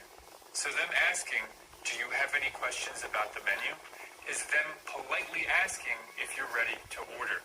And if you're not ready to order, just simply tell them that you need a little bit of time. After you decide what you want to order, it's a really good idea to put down the menu. This is a signal to the server that you're finished looking at the menu and you are ready to order. If they don't come to you after maybe a minute, it's probably a good idea to try to make eye contact with them. In the rare case that they still don't come over to take your order after you even make eye contact, then maybe you can raise your hand. But I wouldn't raise my hand and say, excuse me, in a loud voice. Instead, just raise your hand and wait for them to notice you. But most restaurants will have servers that are always checking to see when you're ready to order. So when the waiter comes out, all you have to do is just say, I'll have the blank. Are you ready to order? Yes, I'll have the burger. I'll have the burger. The reason we say the when we order food is because you're kind of saying, I will have the representative burger of this restaurant. That's why you can't really say, I'll have the Coke, because that restaurant didn't make Coca-Cola, right? So you can, of course, add please to the end of your order to make it sound even more polite. I'll have the chicken sandwich, please. But you don't really need to add please to the end of it, as long as you just say it in a polite tone of voice. Are you ready to order? Yes, I'll have the burger. So it's very common that the server will ask you follow-up questions about your order, especially if you order a steak or a burger or fish or something that has options to it. So if you're ordering a burger, they'll usually ask you, how would you like that cooked? Or how would you like that? You can just say, medium please, or rare please, or well done please. Pretty easy, right? How would you like that cooked? Medium rare, please. Sure. And if they're asking you what kind of side you want, it's the same as ordering your main. I'll have the fries, please. I'll have the cup of fruit, please. I'll have the mashed potatoes, please. And what would you like as a side? What are my options? You can choose from fries, a salad, a cup of fruit, and mashed potatoes. I'll have the fries. Sounds good. I'll get that started for you now. While you're eating, it's very common that you need extra napkins or some more. Kind of notice that you're looking for them and that you need something. It's possible, though, that they're busy doing something else or that they're not paying attention to you at that very moment. So in this case, it's not rude to raise your hand and say, "May I have some more ketchup, please?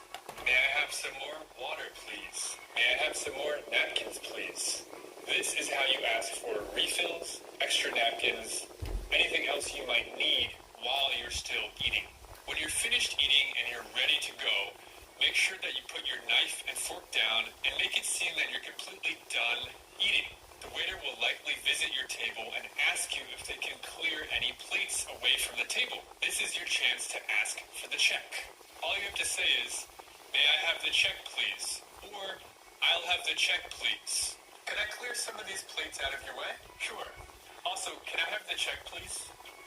"Sure thing. One moment." After that, if you're using a card to pay, they will likely ask you to sign a piece of paper. Here's where you can leave the tip. When paying, just leave a tip equal to 15 to 20% of the price of the meal, and that's it. Here you are. Can I pay with a card? Yes, no problem at all. Okay, here you go. Great, can you just sign this for me, please? Sure thing. Here you go. Thank you so much. No problem. And thank you for the great service. Have a wonderful day. Same to you. Come back soon. Let's watch the scenario one more time for some more practice. Hello, how are you doing today? Great, thank you. My name is Sean, and I will be your server today. Can I start you off with something to drink? I'll have a Sprite, please. All right, I'll get that for you now. Here you go. Do you have any questions about the menu? No, I just need some time to look at it. Sure thing. Take your time. Oh, this looks good. Yeah, I'm gonna get the burger.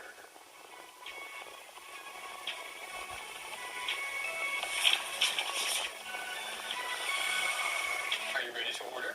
Yes, I'll have the burger. How would you like that cooked? Medium rare, please. Sure. And what would you like as a side? What are my options? You can choose from fries, a salad, a cup of fruit, and mashed potatoes. I'll have the fries. Sounds good. I'll get that started for you now. Thank you. Here you go. Enjoy. Thank you.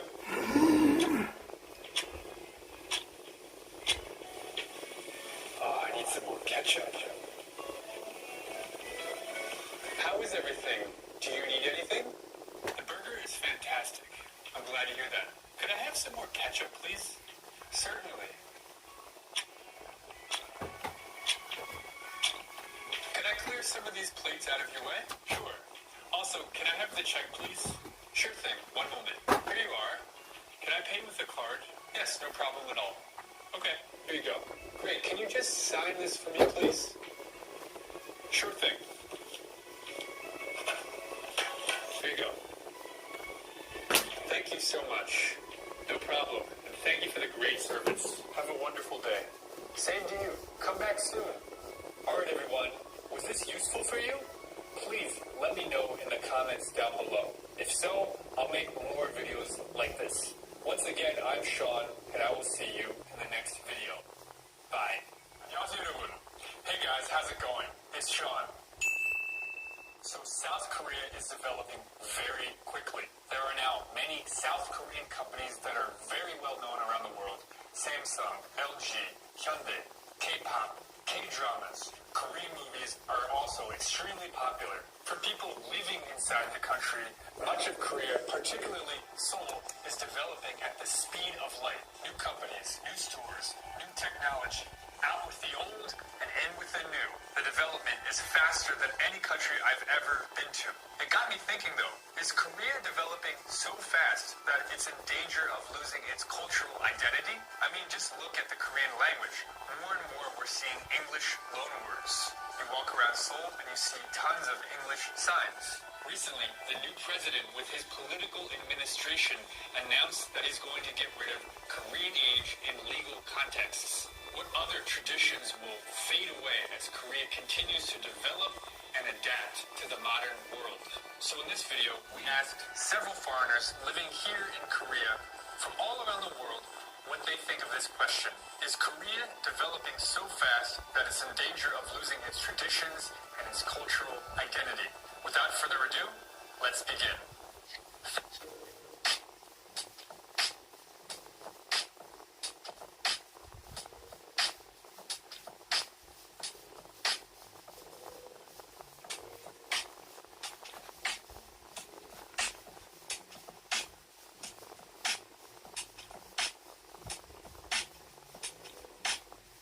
Sean, and we're out here in Hongdae interviewing foreigners here on the streets. Where are you guys from, and how long have you been in Korea so far? I'm from Germany. I came to Korea in August last year. I'm from Utah, USA. I've been here a day. I'm from Brazil, about a week. I'm from the USA, and I've been here 8 years. I'm from Poland, and I've been here for like 9 to 10 months, I think. And I'm from Sweden, and I've been here 3 years. I'm from Estonia, and I've been here just for about 3 days. And I've been here for a few months now. I came in the beginning of the semester. Alaska, collectively 2 years. Ireland, about a year and a half. How do you like it? Very good. I really like it. Love it. Staying for another year. For another year, okay. And so, as people who have lived here for more than a couple months, do you feel that Korea is getting more westernized or losing its cultural identity? Not really, no. I would say that the West is getting Koreanized, rather. Because there are many artists who want to come here to collaborate with Koreans, and it's spreading the beauty standard. I think the beauty standard, cosmetic brands, the fashion, everything is being more interest in the West. I wouldn't call it losing its cultural identity, but I do feel like the mainstream culture is very American influenced. The pop culture in terms of K-pop and the dramas, so this like pops in my head. Recently, the government has decided to get rid of Korean age. Did you know Korean age was different from us? In that sense, do you think Korea has lost its cultural identity? The age thing, I didn't really know much about it until I got here. I do think it is a little bit more confusing for foreigners, but in the sense of like Korea losing its cultural diversity over that, I don't think it would really be such a big deal to keep that because it is a little bit different. I think no. It's just a little changes that doesn't make that much. I wouldn't necessarily say it's losing its cultural identity, but I do feel like it's progressing in its own way, and maybe Koreans are starting to realize themselves as well that these very strict hierarchical rules are not benefiting them as much anymore as they might have been like that in the past. Yeah, I think it will help them progress. I'm not sure about losing. I think it's changing, as in identities change in general. I guess those are aspects of the culture that they're losing. For Westerners, this whole Korean age thing is a little hard to comprehend. Getting rid of Korean age, I'm not sure that the people necessarily will stop using that age when speaking. It's more for legal purposes and to stop confusion, because I think a lot of it came from the vaccines when it was the 30-year age limit for signing up for the emergency ones or Johnson & Johnson or whatever. And that caused a lot of confusion because some people thought I am 30, but their birthday said they weren't. So going between the two ages is confusing. So if they legally standardize it, okay, but I think that people will still say I'm 31 when they're 30. I feel like Korean culture kind of just gets lumped in together with a lot of other Eastern Asian cultures, very similar ones like Japanese or Chinese culture, Taiwanese, maybe even Thai. So I feel like if Korea can keep some of those certain aspects that do differentiate it from other countries, I feel like that would just help kind of giving it more of its identity back. Pretty much every roommate of mine asked me how old I am. I answered, and they were like, oh, is that English or Korean age? So when you talk to your Korean friends, do you always say your Korean age or your international age? I usually say my birth year because it's easier because I miss it up all the time. Oh, same. Or I'm like, an international age of this age. In Korean age, it's this. I say my Korean age. You say your Korean age? Okay, I see. As far as the Korean education system as well, kids are forced to learn English from a very young age here as well. I do kind of wish in America, like, they kind of require you to take a foreign language in school, but you don't really learn anything. I feel like knowing another language is just a really useful thing. It is very useful, yeah. I think the Western influence has been here for the past 70 years since the Korean War. I think it's also very, to pose this question if it's like losing its ties or becoming more westernized, it's just a very binary thinking, because this mixture between the exchange of culture cultures or the influences from various cultures, not just Western but also Japan. Japanese influence has been here already for a long time. So in a way, the Korean culture has been always in the flux between sort of like borrowing or mimicking from Western influence or American influences specifically. That's like a lot of the reason why I feel like Korea is kind of losing its identity is because a lot of Westerners, especially, like, you hear Korea, they're like, oh, what K-pop groups do you like? And I'm like, I'm not here to listen to K-pop. I'm here to study the culture. I'm here to learn the language. I'm here to just immerse myself in the experience. So I feel like more people should embrace that. Embrace the non-K-pop culture Yes. of Korea. Through K-pop, these idols have to cater to Western audiences if they want to grow and become known in those countries. So that, in a way, makes them lose kind of the culture. It's positive in that way. There are positive aspects, but I think it also makes it less Korean in a way if they have to change any way they act. What's a hallmark of Korean culture that you can think of? You know, when you say the word Korea, you guys have your own alphabet, right? And language and stuff. Korean alphabet, yeah. Hanboks. I like the... Hanboks, okay. Have you worn it before? Yes. How was it? It was cold. K-pop? K-pop, okay. K-pop and K-drama. These days, I think it's definitely K-pop and stuff like that. Because especially with BTS, it's gotten so big, like all over the world. I'm more into like the performance aspect of it rather than like the bubblegum kind of cutesy. I like that word bubblegum. Yeah. Hanok, okay. That's a good one. The architectural style of Korea. The biggest church in the world. The biggest church in the world is here. Okay, that's interesting. Yes, then food like bibimbap. Korea has their own style when it comes to fashion. I'd say style. People take care of their appearance a lot. So I'd say that people are just really paying attention to health, to skincare, to how they present themselves. And it's really nice. I guess it is a different style. That style has been going over to Europe lately. For me, it's kind of like the collective companionship. I don't know if that's the word. Like, everyone takes care of each other in a way that I have not experienced in my home country. I'm in a dance club, and even after the first practice, they were like, oh, how are you getting home? Let me walk you, like, as far as I can. Be safe. Like, I care about your safety a lot. Yeah. Even though this is like the most safe country in the world. The obvious answer is probably everyone gives you is like kimchi. Kimchi, alright. So, like the celebration of 100 days or something for children, or the first birthday also is a big deal, or the way that weddings are done. Those are kind of cultural staples that have merged with Western traditions as well. But I think those are much more Korean than necessarily the food. My first thought is food. Kimchi. As well, but I feel like it's also a lot more than just kimchi. Like the whole side dishes, the whole attire, also the jigaes and all different stews, soups, and the food sharing culture. Yeah, I feel like this is a traditional thing that is still very prevalent today as well. What do you think is one thing culturally that sets Korea apart from Japan or China or other Eastern countries?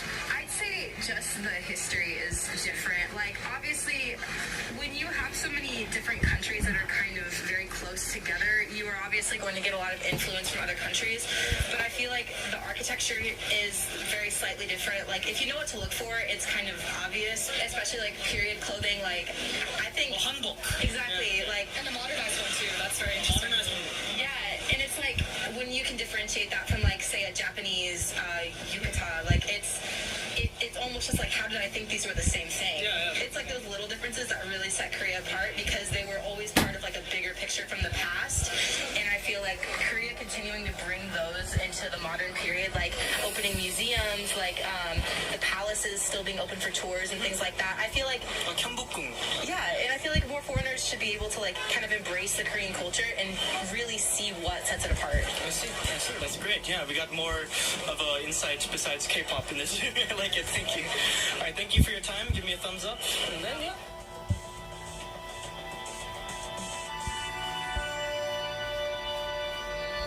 반도체 빨리 팔아야 됩니다. 반도체 빨리 파셔야 되고 반도체 주변 보이는 칩들을 더 빨리 팔아야 돼요. Thank you so much for watching, everyone. Did you enjoy this video? If so, please let me know in the comments down below. Also, if you're currently studying English, I highly recommend you join my channel membership. Once again, I'm Sean, and I will see you in the next video. Bye. 안녕하세요, 여러분. Hey guys, how's it going? It's Sean. In this lesson, I'm going to give you 7 tips that you can start doing today to make your English sound more natural, more like a native speaker.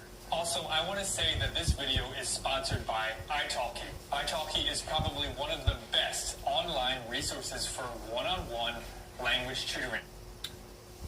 어떻게 ITAL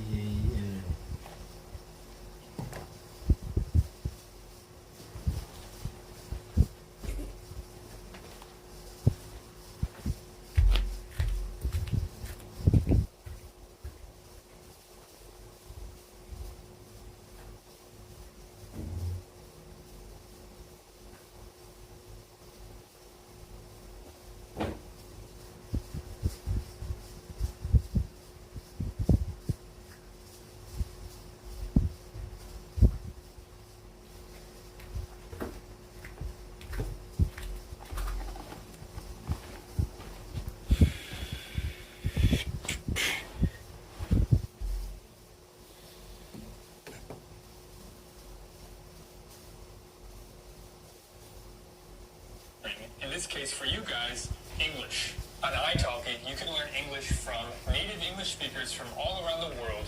You can even select the country you want your... 에이.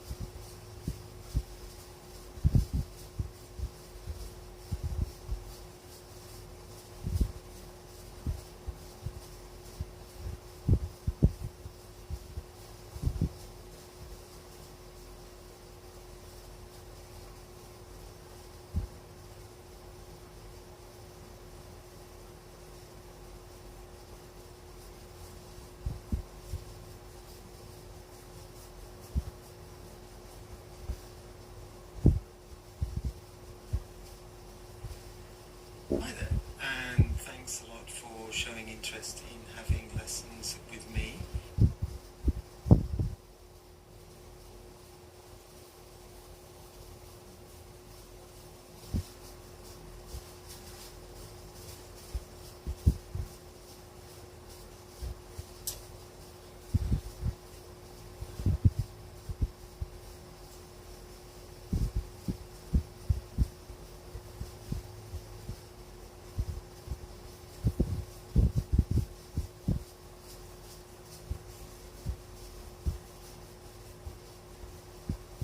Teacher to be from.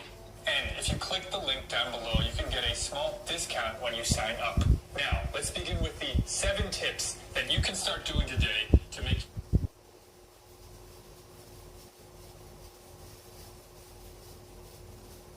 your English sound like a native speaker. By the way, as you guys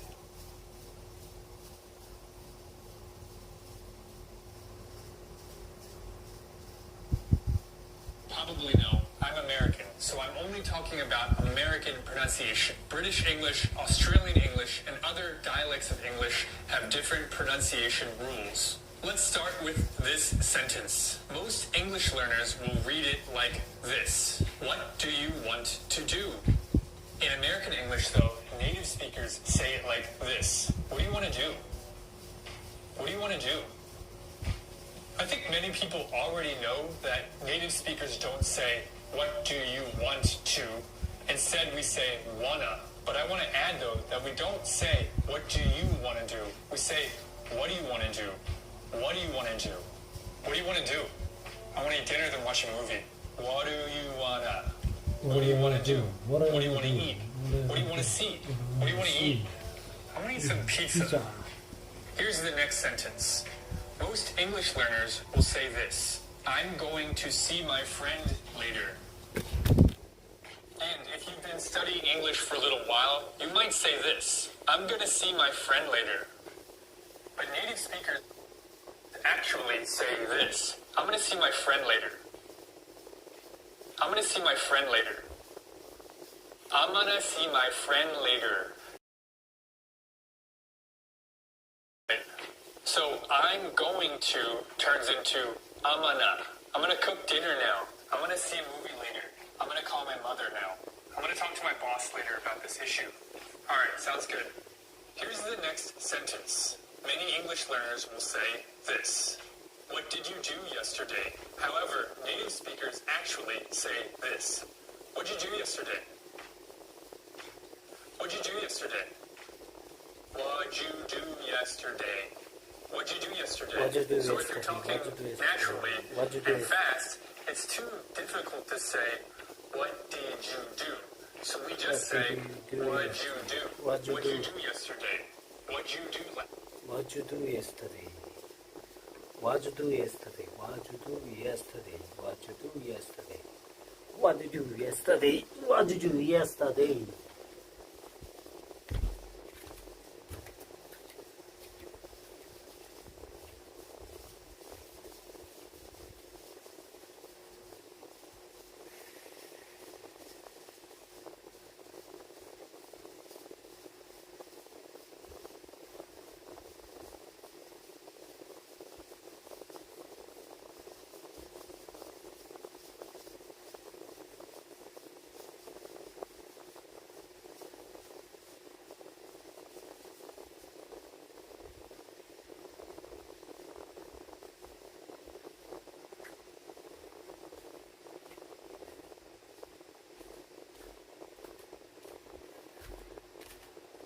What did you do yesterday? What did you do yesterday? What did you do? What did you do yesterday? What did you do yesterday? What did you do yesterday? What did you do yesterday? Yesterday.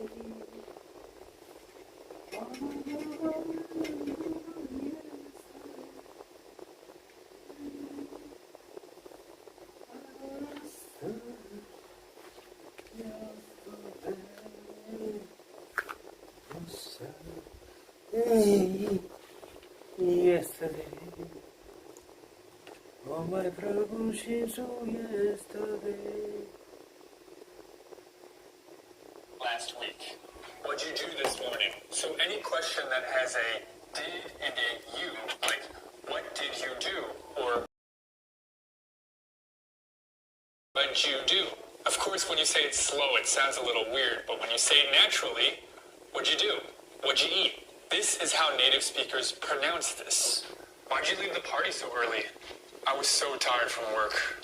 I just didn't have any energy to talk to people. Let's move on to the next example. Many English learners will say this. How'd he do it? But native speakers actually say this. How'd he do it? How'd he do it? How'd he do it? It's too difficult to say how'd he do it when you're speaking quickly and naturally. So we just say, how'd he do it?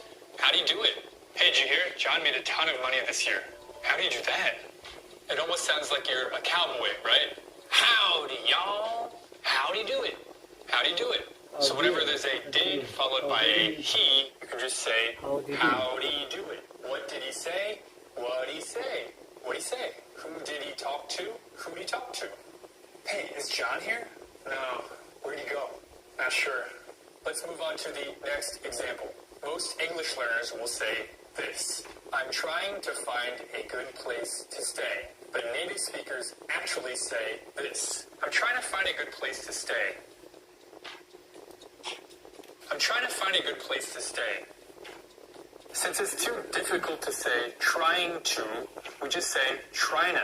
I'm trying to find a good place to stay in Singapore. I'm trying to find a good place to stay. I'm trying to find a job. I'm trying to understand. Wow, you look so healthy. Have you been working out? I'm trying to eat healthy and go to the gym more these days. Here's the next example. Many English learners will say this. Do you know what I mean? With this one, many people make the mistake and say this. You know what I mean? This is slang, and it's not wrong, but you wouldn't say this at the workplace or to your family. Instead, you would say this. You know what I mean? You know what I mean? You know what I mean? You know what I mean. It's too difficult to say, do you know what I mean, when you're speaking naturally. So we say, you know what I mean. Hey, how's your new YouTube channel going? It's good, but I still have to find a good editor and an assistant. I just want to find some good people and start producing content. You know what I mean? Here's the last example. Many English learners will say this. Some of the students are tired. But native speakers actually say this. Some of the...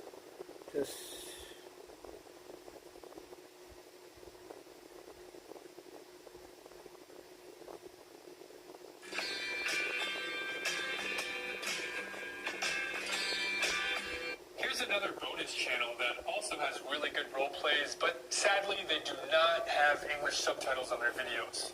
The channel is called Sandro Bora. Here's a sample. You have a nice job, Kevin. Yeah, well, it's not that good. I work hard. Come on. No, seriously. I work 10 hours a day, including weekends. Another channel that I recommend for natural English listening is, of course, my channel. I do tons of street interviews and just have many conversations with people from all around the world. Many of them are native English speakers. I would say, though, that my channel is a bit more difficult than the 3 channels that I just recommended. But my videos are really good because I have Korean and English subtitles for all my videos. And if you sign up for my channel membership, you can watch all of the videos that I upload with just English subtitles, and I offer scripts, both English and Korean scripts, for all the videos that I upload for my channel members. Now I want to give you some recommendations for advanced listening. When I say advanced listening, I mean English that uses a lot of slang, references to pop culture, politics. So for advanced listening, I would recommend Conan O'Brien interviews. Conan O'Brien speaks very clearly, and he uses a lot of natural expressions and sometimes slang. I definitely recommend him for listening practice. Jimmy Kimmel is another late-night host who speaks very clearly and uses a lot of slang, natural expressions, and humor. Both of them are Americans, and they speak American English. I will link their channels down below. Also, I highly recommend Netflix for advanced English listening. Most of the series on Netflix give you the option to turn off Korean subtitles and to watch the series for listening practice. Also, some people like to watch an episode with Korean subtitles at first, then they watch it again with English subtitles. This is also a really good method to improve your English comprehension. Some of my favorite shows on Netflix are Queen's Gambit, Seinfeld, and Haunted. Now we get to speaking. So how can you improve your English speaking? We are actually very lucky because we have access to lots of really good English speaking. Well, really good smartphone offer the great for speaking. Smartphone apps that are great for speaking. Three of my favorite are Hello Talk, They are all my favorite Hello Text Speak and Hiroki. Hello to speak. Hello to speak.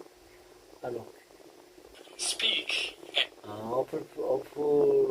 and Hi Local. So Hello Talk is fantastic because you can post questions. So Hello Talk is fantastic because you can post question moment.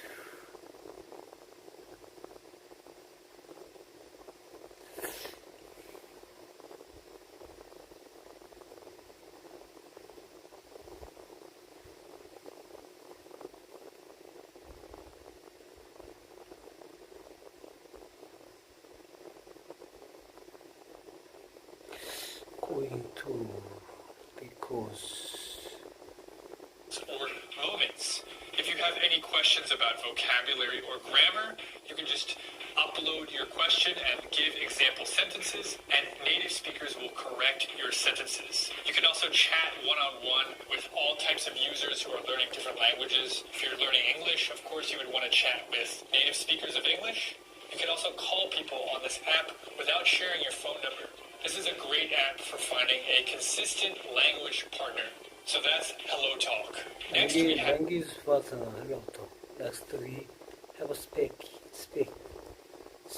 listen, write. Speak, listen, writing. Speak, listen, writing. Example further English book. English speaking, English writing, English speaking, writing, listening, brain, understand. 1, 2, 3, level 1, 2, 3, 4, 5, 6, 7, 8, 9, 10.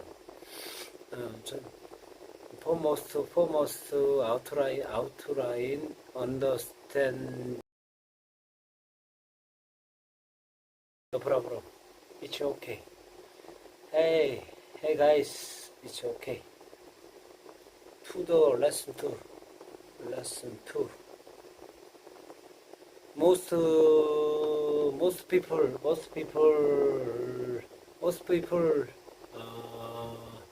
more than most people communication language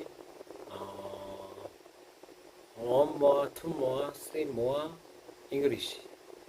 England English, United States English.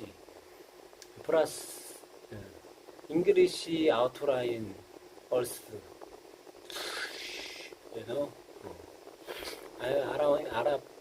Arab English too. Japan, 한국.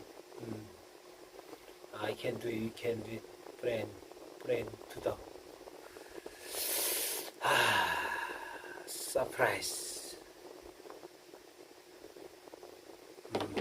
Your words, my horse, your phone, my phone, your phone.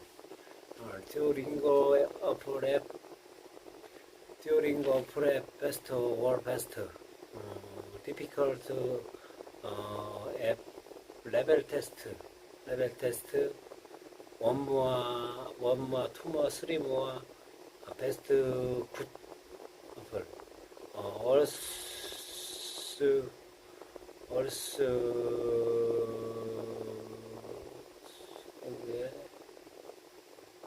further one,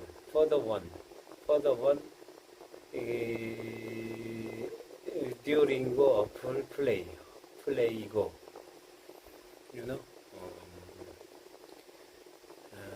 Okay. Speak.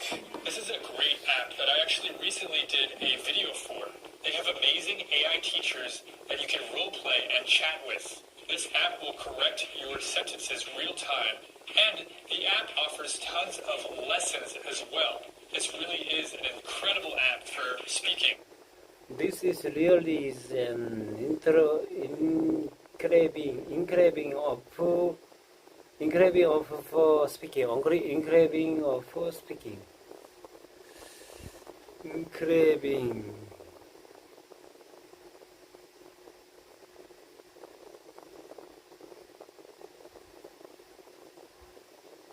Click here to learn more about Speak. Next we have Hierocall. We have Hi Local. This app is great because they offer speaking tables that you can join, and many of the tables are led by an English teacher. Every table has a different topic, and you can easily find the right topic and level for you. This app is like attending a language meetup in app form. I highly recommend this app. Definitely try it out. Hi Local. Lastly, I'm actually running online speaking classes these days where we meet and we play board games in English. This is a 2-hour class. Board game. English board game. This is 2-hour class where we do lot English speaking activity and game. Listen. Listen. 두뇌. Brain understand. Listen, brain understand. Okay. Where we do lots of English-speaking activities and games. Throughout the class, I'm taking notes and writing feedback for each and every student. This includes awkward sentences, unnatural pronunciation, or other mistakes that they're making when speaking. After the class, I email every single student feedback and notes that I took during the class. So far, people are loving this class. If you're interested, sign up with the link down below. Okay, so that's speaking. In terms of practicing making natural sentences, I have 2 recommendations. My first recommendation is the YouTube channel Live Academy. Usually, I don't recommend English education channels that are taught in Korean, but he mixes in a lot of English in his lessons and explains really useful phrases and slang that native speakers use and shows you how to make sentences with them. My girlfriend finds this channel to be very useful. Definitely check it out. The next tip I have for making sentences is 라이브 아카데미 유튜브 채널. 라이브 아카데미.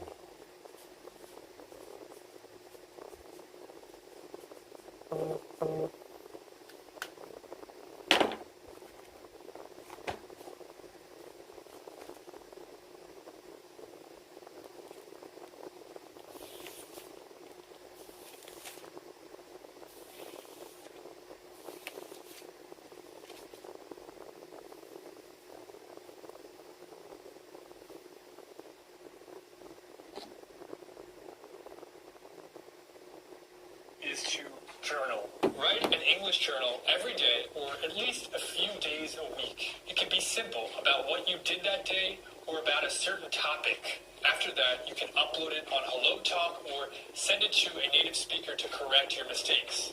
If you can get someone to correct your journals regularly, you will improve very quickly. If you can't get someone to check your journals though, try out the website Grammarly. It might not be as good as a human teacher, but if you copy and paste your English sentences into Grammarly, it will show you some of the mistakes you are making.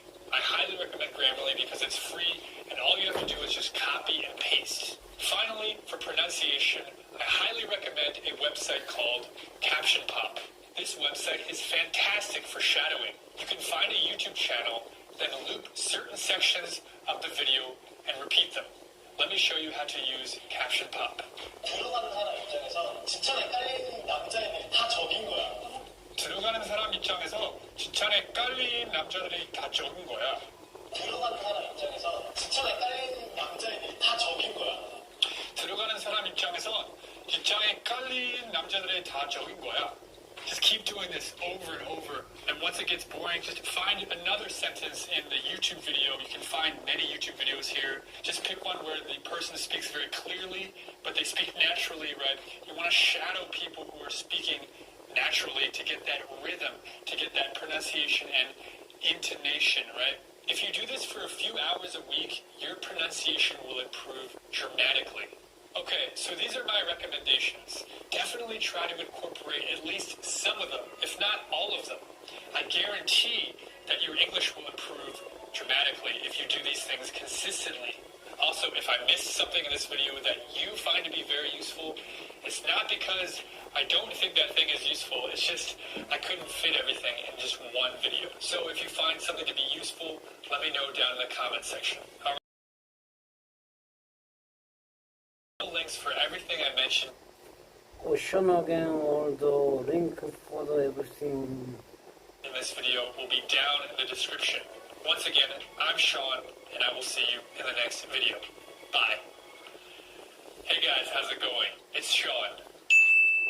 So, as many people know, South Koreans spend a ton of money on English education. I've also taught English here in South Korea to elementary school students and adults for many years. So I started to think there are many non-native English-speaking countries who have a high level of English fluency. What are they doing in their education system that is so effective? Is there a cultural component to this? So in this video, I interviewed 4 people from countries with a high level of English fluency.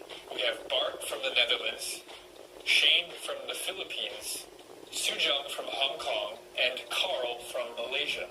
I asked all of them about their experience learning English in their countries and why they think people from their country speak English so well. You might be thinking now, the Philippines and Hong Kong recognize English as an official language. Of course they speak English well there. In reality, though, you can't make that conclusion because there's actually many countries that recognize English as an official language, including Rwanda, Cameroon, Pakistan, Tanzania, and India, but all of these countries, on average, have a low level of proficiency. So, having English as an official government language does not guarantee fluency on a national level. This was a very interesting video to make, and I think we can all learn something from these countries.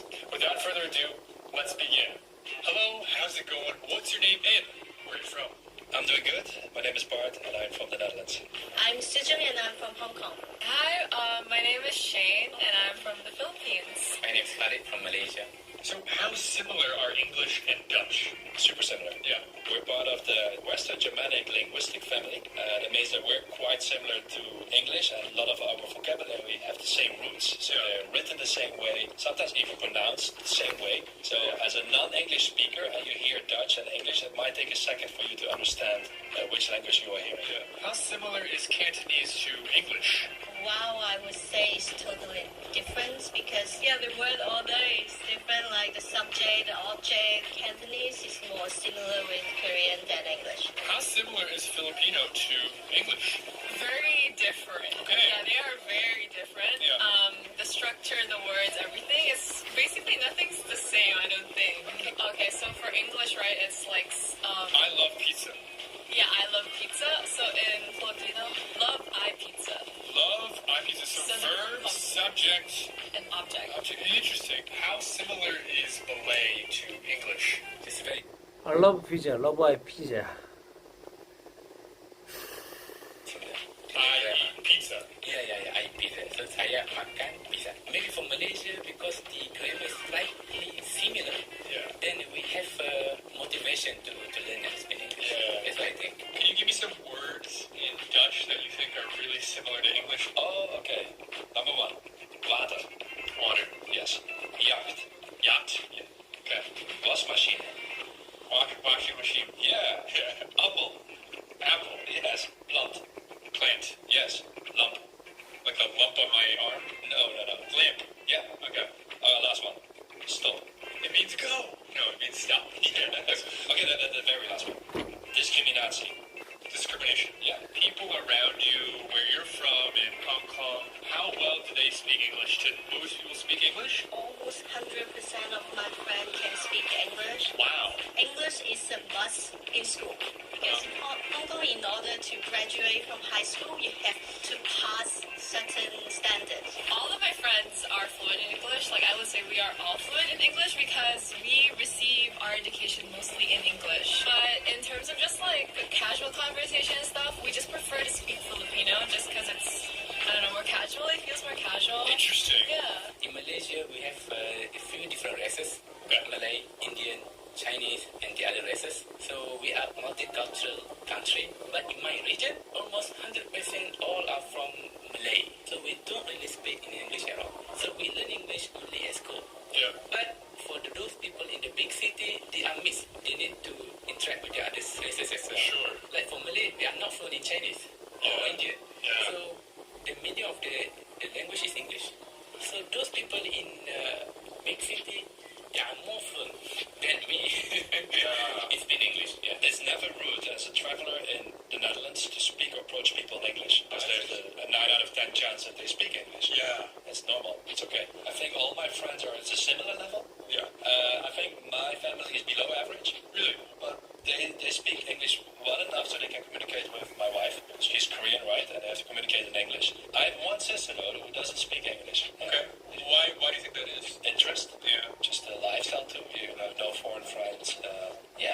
makes sense? But she's the only Dutch person I know who doesn't speak English. So it seems like the younger generations are becoming more and more comfortable with English.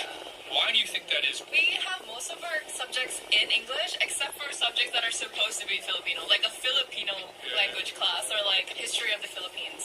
As soon as you enter school, like the children's books or whatever, they're usually in English. Like they do use both English and Filipino. But like now, I think they're putting too much focus on English a little bit.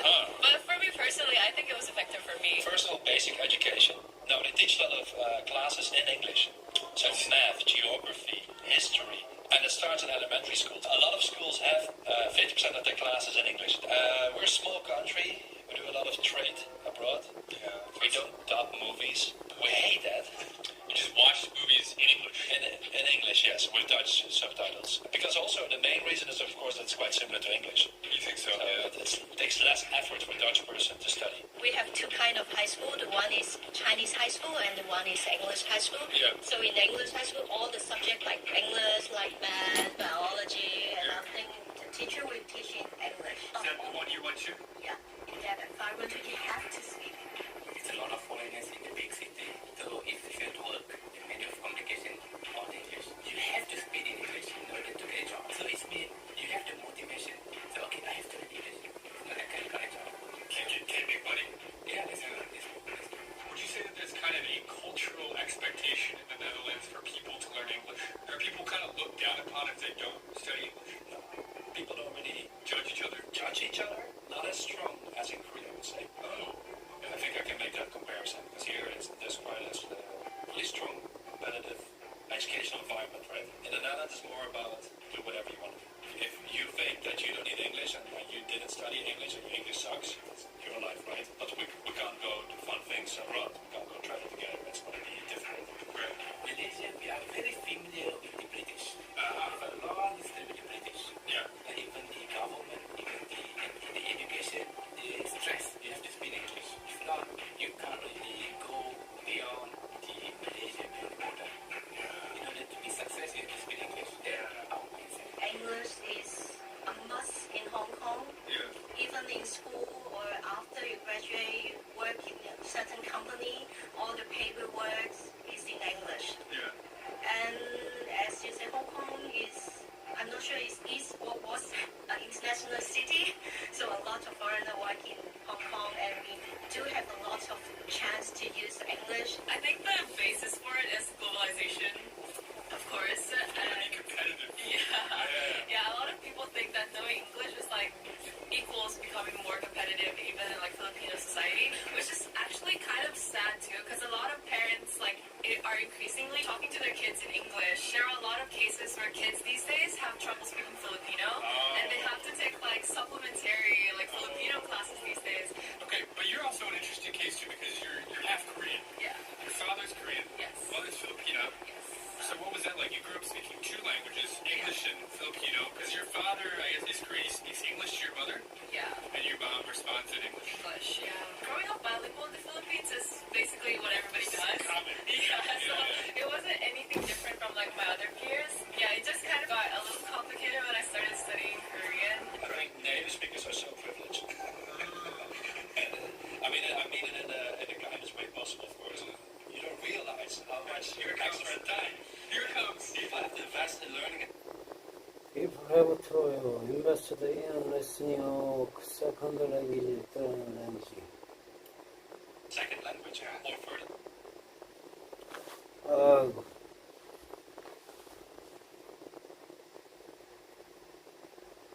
Language. I realize because I've studied a lot of Korean, but yeah, I know what you're saying. Like, it's not obvious for many people. Yeah. I think there was this one case in Busan where they were like, oh, we're going to start teaching in English or something like that, and then protests like started happening. No way. Yeah. Oh wow. And they, When was this? It was like sometime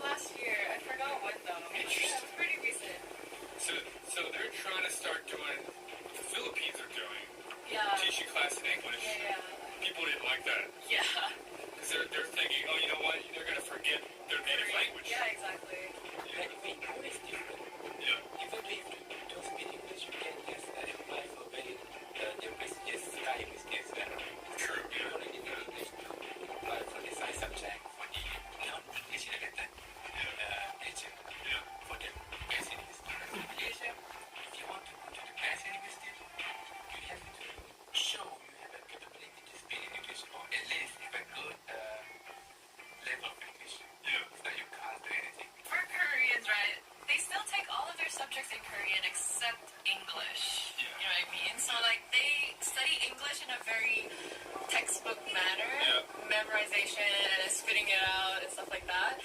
But the difference in the Philippines is we just use English in school. And then the Filipino comes in like when you're hanging out with friends or just like casual stuff, right? So I think English and Filipino are completely integrated in society, but in like two different ways. Interesting. Yeah, so like in Korea, I feel like it's kind of forced, like the English education. That's why Koreans are kind of like, they know English, but like not really. Amazing, Shane. Everybody, Shane Hom, follow her on YouTube. All right, guys. See you later. Thank you. Thank you so much. Definitely check out Bart's channel.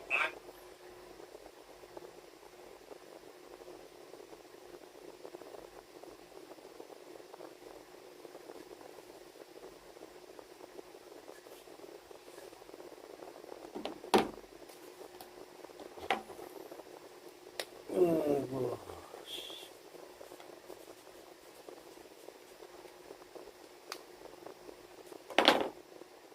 Go Bart. I'll link it in the description. Bye. Bye. See you later. See you later. Bye. All right, baby. See you later. See you. See you, bye. All right, everyone. Thank you so much for watching.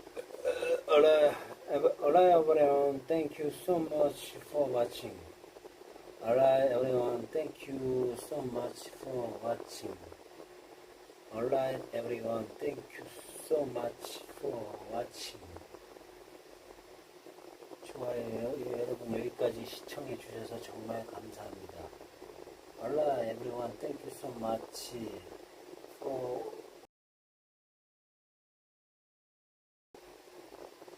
Once again, I'm Sean, and I will see you in the next video. Osho, again, I'm Shin Donald, and I see you next video. Bye. Hey guys, how's it going? It's Sean.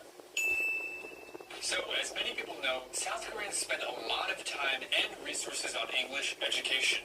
Recently, I did a video going around Seoul, seeing how well foreigners in Seoul speak Korean. So in this video, I'm going to go around Seoul and see how well Koreans speak English. So I went into the streets holding a sign that says, "Free English Tests." I made sure to let everyone know that I would be evaluating how well they speak English. 영상 콘서트인데 평가해도 돼요? 당연하죠. Okay. I talked to people with various skill levels, and suffice to say, this was a very interesting survey. Also, I want to say thank you to the sponsor of this video, Speak. Speak is a fantastic app for learning English where you can chat.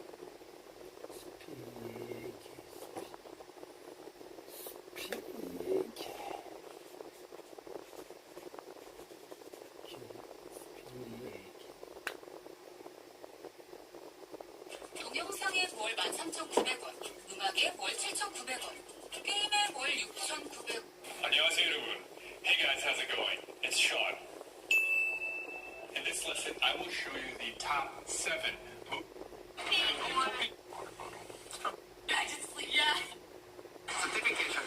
여행으로 오는 사람들. Next sentence. Here to listen to K-pop. I'm here to study the culture. I'm here to learn the language. I'm here to just immerse myself in the experience. So I feel like more people should embrace that. Embrace the non-K-pop culture of Yes. Korea. Through K-pop, these idols have to cater to Western audiences if they want to grow and become known in those countries. So that, in a way, makes them lose kind of the culture. It's positive in that way.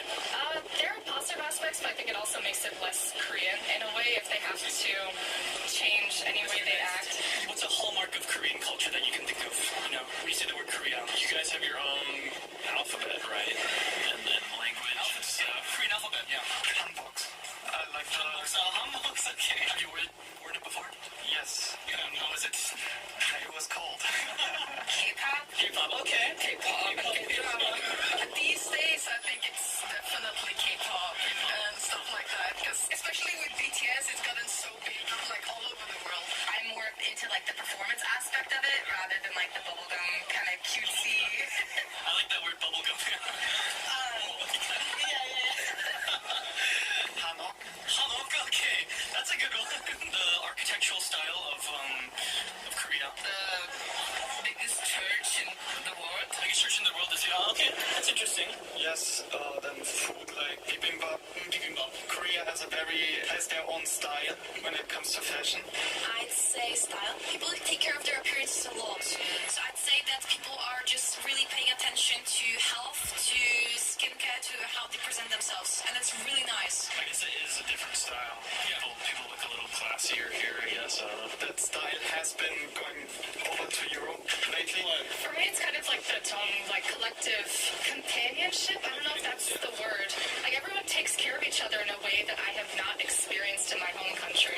I'm in a dance club, and even after the first practice, they were like, "Oh, how are you getting home? Let me walk you as far as I can. Be safe." Care about your safety a lot. Yeah. Even though this is the most safe country in the world. The obvious answer is probably everyone gives you is kimchi. Kimchi, all right. So, this celebration of 100 days or something for children, or the first birthday also is a big deal, or the way that weddings are done, those are kind of cultural staples that have merged with Western traditions as well. But I think those are much more Korean than necessarily the food. My first thought is food. Kimchi. As well, but I feel like it's also a lot more than just kimchi. Like the whole side dishes, the whole entire, also the jigaes and all the different stews, soups, and the food sharing culture. Yeah, I feel like this is a traditional thing that is still very prevalent today as well. What do you think is one thing culturally that sets Korea apart from Japan or China or other Eastern countries? I'd say just the history is different. Obviously, when you have so many different countries that are kind of very close together, you are obviously going to get a lot of influence from other countries.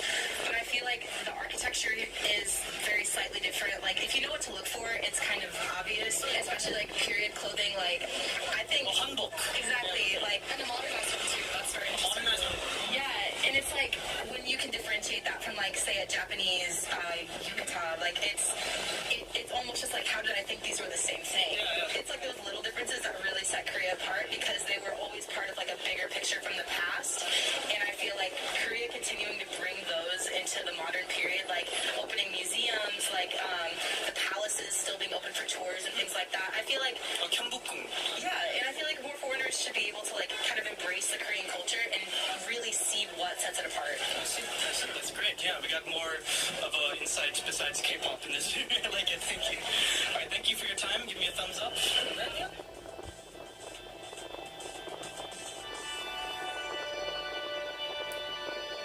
Thank you so much for watching, everyone. Did you enjoy this video? If so, please let me know in the comments down below. Also, if you're currently studying English, I highly recommend you join my channel membership. Once again, I'm Sean, and I will see you in the next video. Bye. 안녕하세요, 여러분.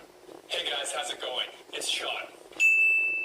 In this lesson, I'm going to give you 7 tips that you can start doing today to make your English sound more natural, more like a native speaker. Also, I want to say that this video is sponsored by italki. Italki is probably one of the best online resources for one-on-one language tutoring. In this case, for you guys, English. On italki, you can learn English from native English speakers from all around the world. You can even select the country you want your teacher to be from. And if you click the link down below, you can get a small discount when you sign up. Now, let's begin with the 7 tips that you can start doing today to make your English sound like a native speaker. By the way, as you guys probably know, I'm American, so I'm only talking about American pronunciation. British English, Australian English, and other dialects of English have different pronunciation rules. Let's start with this sentence. Most English learners will read it like this. What do you want to do? In American English, though, native speakers say it like this. What do you want to do? What do you want to do? I think many people already know that native speakers don't say, what do you want to? Instead, we say, wanna. But I want to add, though, that we don't say, what do you want to do? We say, what do you want to do? What do you want to do? What do you want to do? I want to eat dinner, then what do you want to do? What do you want to do? What do you want to do? What do you want to eat? What do you want to see? What do you want to eat? What do you want to see? What do you want to see? Here's the next sentence. Most English learners will say this. I'm going to see my friend later. Below. if you're currently What do studying you wanna English, see? What do you I wanna highly feel? recommend you What do you join wanna my channel follow? membership. Once again, I'm Sean, and I will see you in the next video. Bye. 안녕하세요, 여러분. Hey guys, how's it going? It's Sean. In this lesson, I'm going to give you 7 tips that you can start doing today to make your English sound more natural, more like a native speaker. Also, I want to say that this video is sponsored by italki. Italki is probably one of the best online resources for one-on-one language tutoring. In this case, for you guys, English. On italki, you can learn English from native English speakers from all around the world. You can even select the country you want your teacher to be from. And if you click the link down below, you can get a small discount when you sign up. Now, let's begin with the 7 tips that you can start doing today to make your English sound like a native speaker. By the way, as you guys probably know, I'm American, so I'm only talking about American pronunciation. British English, Australian English, and other dialects of English have different pronunciation rules. Let's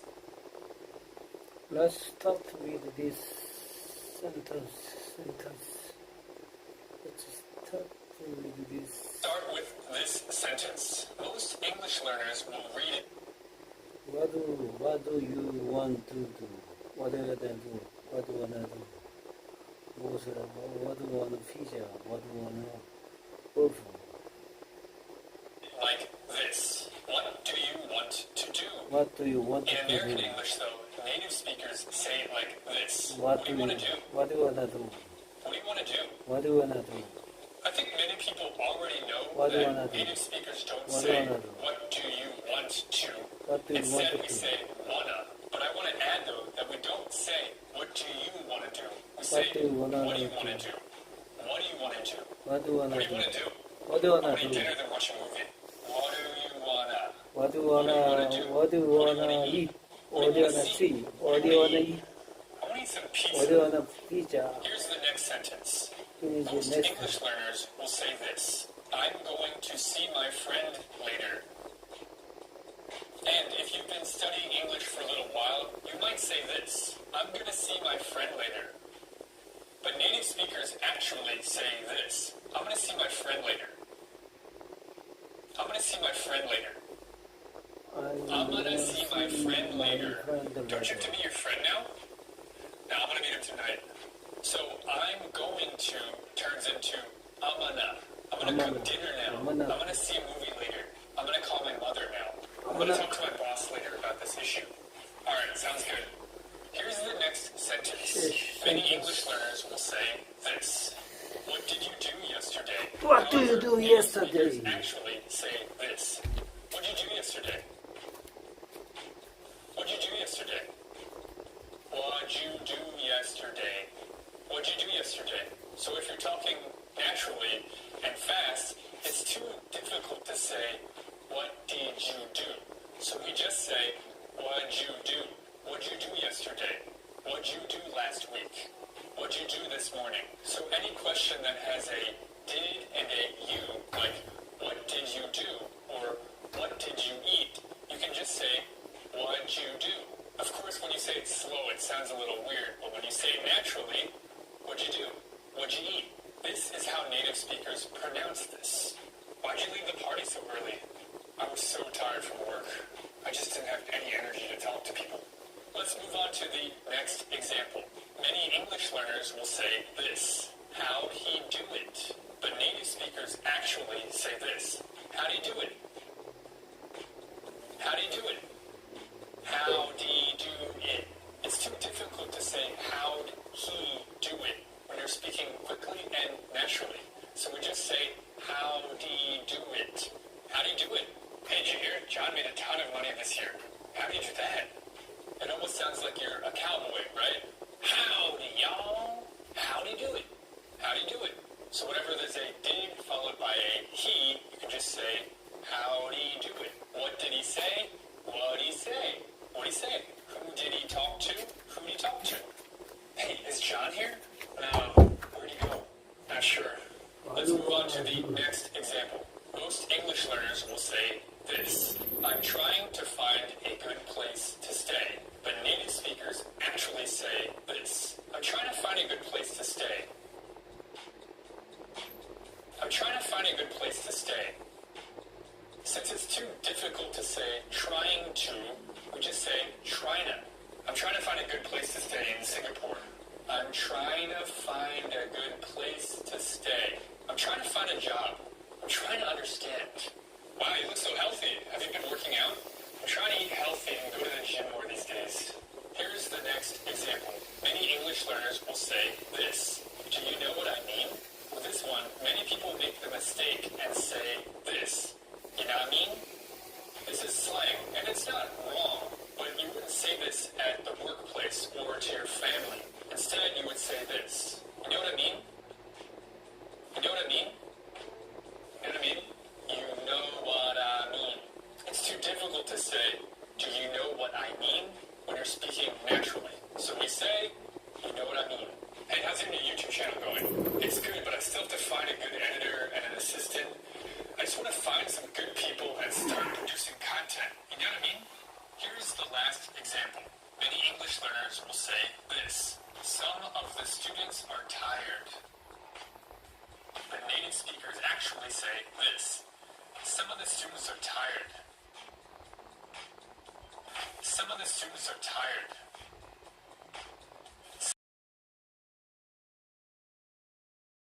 I think some of the students are tired.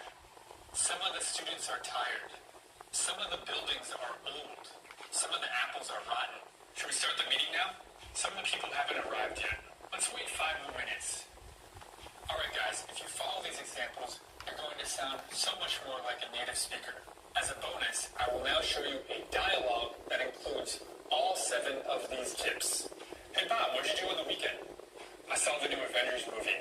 Oh yeah? I saw it last week. What'd you think of it? It's pretty good. I really like the ending. I'm gonna see it again next week with my friend. Anyway, what'd you do on the weekend? I went to my brother's bodybuilding competition. Oh wow, how'd you do? He got 5th place. Some of the other contestants were huge. Anyway, I'm really proud of him. Wow, that's amazing. I'd love to get some tips from him. I'm trying to put on some more muscle these days. You just have to follow a good routine. Consistency is so important. I know, but with work and my family, it's so hard to stay consistent with my diet and workout routine. You know what I mean? Yeah, totally. If you want, I can help you make a good diet and workout plan. That would be great. Alright everyone, that's all I have for this video. Thank you so much for watching. Did you enjoy it? If so, please let me know in the comments down below. Once again, I'm Sean, and I will see you in the next video. Bye. 안녕하세요, 여러분. Hey guys, how's it going? It's Sean. So today I'm going around Seoul talking to tourist guides. You know, the people who wear red, who help tourists with directions and translations. I want to see how well they speak English, and I want to know how well do you have to speak English in order to work a job like this. So the plan is to go to 3 locations. Dongdaemun, Myeongdong, and Hongdae. I hope to find some of these tourist guides and interview them for a bit. Alright then, let's go. 동대문, 명동, 홍대. Do English test. Fast food. 동대문, 홍대, 명동. 내 차 시세 한번 확인해 보세요. 차 번호랑 이름만 있면. Hello. Hi, we're here in is Dongdaemun. Yes, right. Yeah, you speak English really well. Thank you. You must have to speak English well for this job. Yes, we need a qualification to get into this company. So, like toy or topic, or JLPT for Japanese interpreter, or HSK for Chinese interpreter. Yeah. And how did you learn English so well for this job? Like, before working there? I used to work for US Army base in Korea. Oh, wow. As a tour guide. And did that help your English? Yes, because I have to, take people to tourism spots in Seoul or even in Korea. So. Yeah. Do you think your English is improving even more as you're working here? Or kind of just saying the same things all the time? I think it's about the same. Okay. But yeah, I do learn too. Okay. Because when tourists ask something and then if there's something I don't know, like about a specific word, then I ask them again, can you spell it out or can you write it down here? Interesting. And then I try to memorize that word so I can, speak it later on. I'm going to guess your MBTI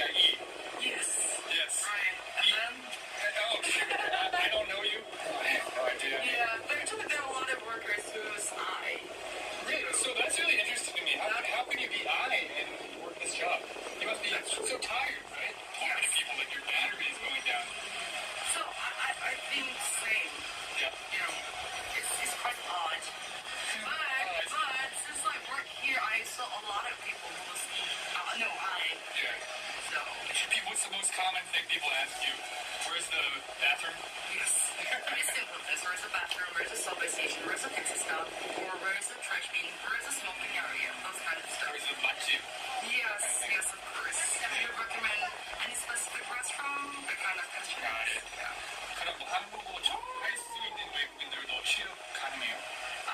자격이 맞으면 할 수 있어요. 저희 외국인 전형이 있어요. 네, 취업 비자 있으면 할 수 있어요. 한국어랑 저 영어 잘하니까요. 네, 근데 한국어도 할 줄 알아야 돼요. 네. 저희는 한국인도 안내하는 팀이기 때문에. 약간 뭐 다른 지역에서 오는 사람들, 서울 네네네. 여행으로 오는 사람들 위해서. 네, 맞아요. 그래서 저희 동대문 팀에도 우즈베키스탄 분이 있어요. 그럼 러시아어 담당으로. 몇 개 국어 할 줄 알아요? 한국어랑 러시아어. 영어도 좀 할 수 있겠네요. 영어는 저는 잘 못하죠. 그럼 영어는 기본 아니에요? 아니요, 담당 언어가 하나씩만 있으면 되기 때문에 그분은 러시아어 담당이신 거고 저는 영어 담당인 거고 이렇게 한국어 잘하시네요. 원래는 저희 두 명이서 같이 근무해요. 네, 그래서 영어 담당 한 명, 일본어 담당 한 명 이런 식으로 같이 해요. 마지막으로 ENFJ. ESFJ. ESFJ. Yeah, almost close. All right. Thank you so much. You were amazing. Thank you. Have a good time. Thank you for helping people.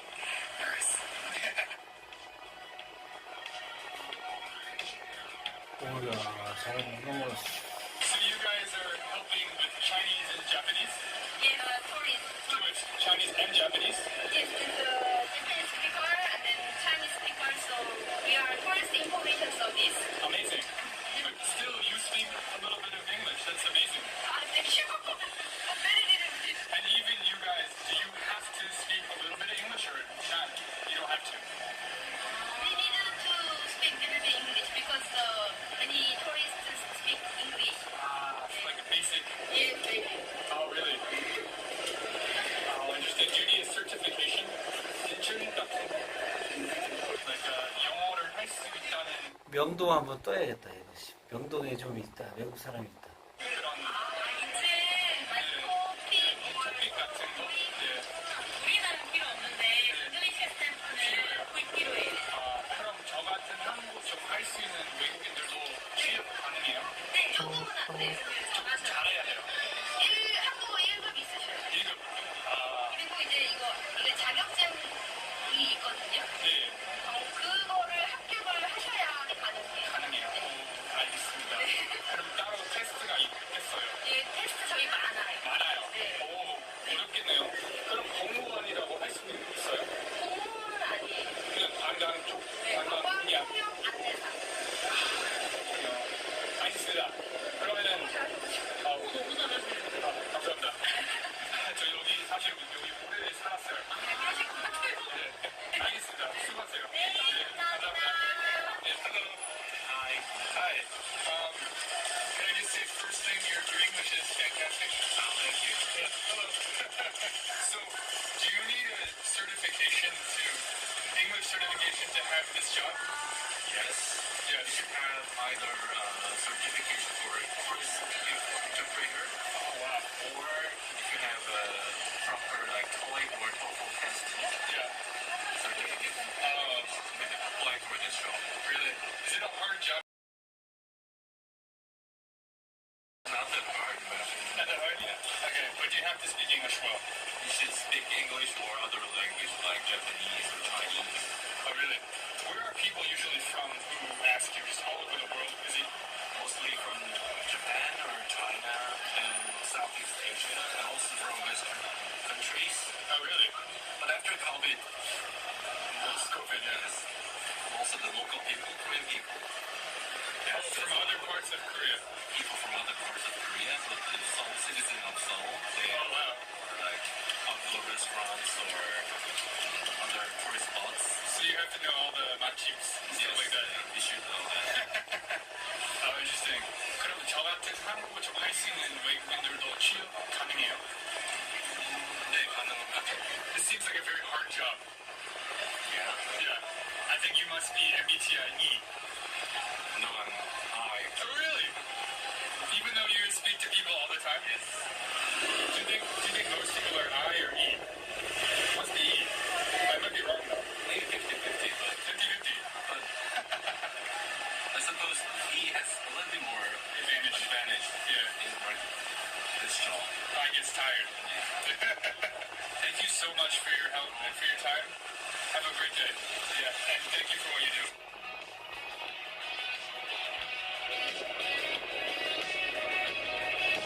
long have you guys been doing this job? In my case, I've been working here for over 5 years. 5 years in this job. Yes. To apply for this company, so we have to prepare certification for English language or the Chinese or Japanese. That makes a lot of sense. Yes. And actually, I've been Oh, you were in Australia for 1 year. Where were you? beautiful one in Pennsylvania. It's a small island. No idea. Yeah. I went to Melbourne and I went to Brisbane. The both are really good place. Yeah, that's really cool. So, I'm imagining like your MBTI, you're probably E, right? I? Really? You're I and E? Maybe E. I guess. I'm not sure because I don't care about that kind of things. Yes. Yeah. It's just for fun. Yes. But I'm curious because you're always talking to people, you love people, you're helping people. Maybe E, but you're I. Yes. Oh, wow. So then people really do ask you a lot of questions. Yeah, that's why we're here. All right. I will leave you alone. Thank you so much. All right. You are amazing. And you speak English so well. Oh, thank you so much. Can you work in this job without a certification? You need one. You need it? Yes. Interesting. Thank you so much. Bye. All right, everyone. That's it for this video. My overall thoughts after the interviews are that these people speak English very well, they need a lot of qualifications, and even the interpreters who specialize in Chinese and Japanese also speak a basic amount of English. I thought it was very interesting, though, that a lot of these tourist guides were actually introverted. They were I's. You would think that they would be E's because they're talking to people all the time. I didn't expect that. So what did you guys think of this video? Please let me know in the comments down below. Also, if you're currently studying English, I highly recommend you join my channel membership. Alright everyone, once again I'm Sean, and I will see you in the next video. Bye. 오늘 비가 온다고 해서 나가기 전에 창문 다 닫았어. 오, 센스. Sense. Sense what? This is Konglish. Native speakers won't know what you're talking about. Here's what you can say instead. I heard it was going to rain today, so I closed all the windows in our apartment before we left. Good call. Nice going. Nice job. 글래머. If you say this in Korean, it just means a woman with a nice body. Ben 글래머 좋아하는 것 같아. 맞아. Ben likes glamour. Oh, really? Do you mean he likes Hollywood or Broadway? I guess everyone likes a little bit of glamour. So, if you want to say the Konglish word glamour in English, you can just say curvy or busty. Ben seems to really like curvy women. Ben seems to really like busty women. Yeah, right. He's always trying to ask models out.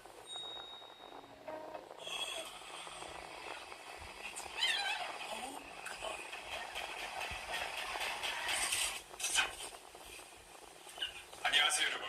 Hey guys, how's it going? It's Sean. So everyone loves a good scary movie. But scary movies differ from country to country.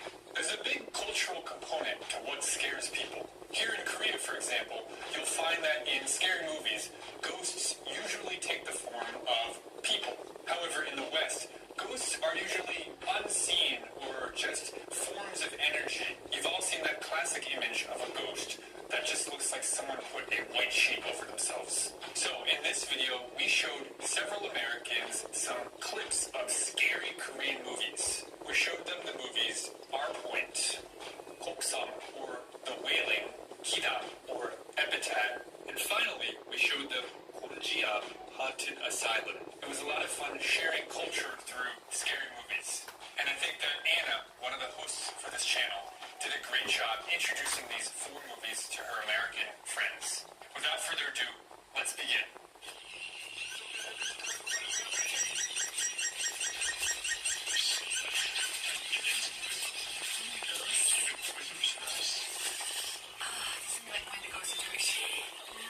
And the camera was like a little shaky for a moment, so I got me a little worried.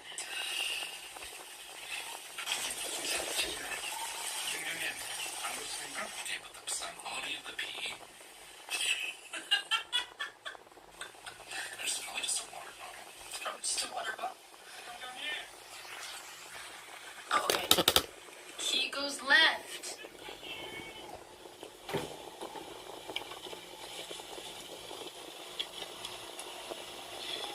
I never noticed that before. The music's making it like ominous. Why are they yapping like that? No. No, something's wrong.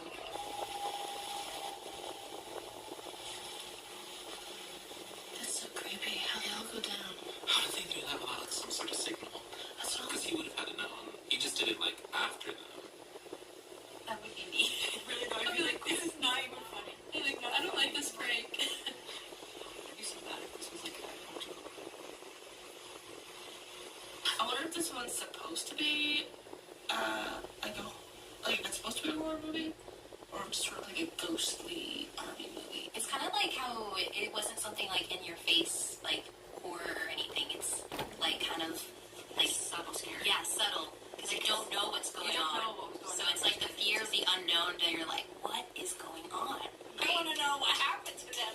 They really missed out on like a camera angle of like when they're going down. If he would have gone down too, and like maybe there could have been bodies. Like why are they just like ghosts have to haunt a place, an area either where it has a moment to them, like a memory, or there are corpses around there. Like I felt like that could have been like corpses. I bet if we watched the movie and like actually understood what was happening a little bit, we'd probably be a little more scared. Yeah, where did the sergeant go? Where Yeah, was going it was on with like those guys? pulling a prank on him for Yeah. all we knew, so.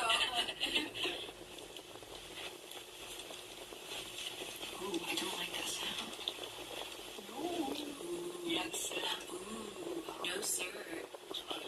That's the game. He's like, that was one. It's a nice juxtaposition. I thought that was unnecessary. Volume did not need to go there. 보시다시피 간판도 없고 저희가 일절 다른 홍보를 안 하고 있어요. 오히려 외면이니까 항상 여쭤봐요. 뭘 보고 오셨는데 그 중에 당근이 80. No, laughing. No. Turn around. Run. Oh no, his laugh is not even like. Oh no. They do so good with the makeup. Like his makeup on point. They don't hold up stains, like the filth. Oh my, let me have time. And like look at that. It's so cohesive. But then on there, his white little thing looks very clean, but his face is dirty. Don't do it. Don't touch it. Don't do it. I feel like the music, like this one and the last one, has always been like, yeah, it's like spy, creeping. Ooh.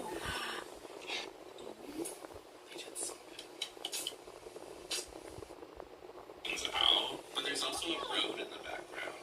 So it's like a road to something else, but like it's being blocked down. So maybe it's like in order to like move on past this road, you have to get through this reflection, this self-reflection. And sometimes self-reflection is terrifying. This is genius. I think like it's a masterpiece. It's masterpiece.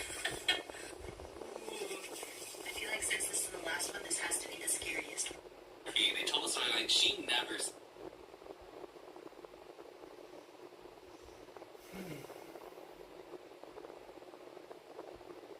타고 테이크 시작. Let's go. 네.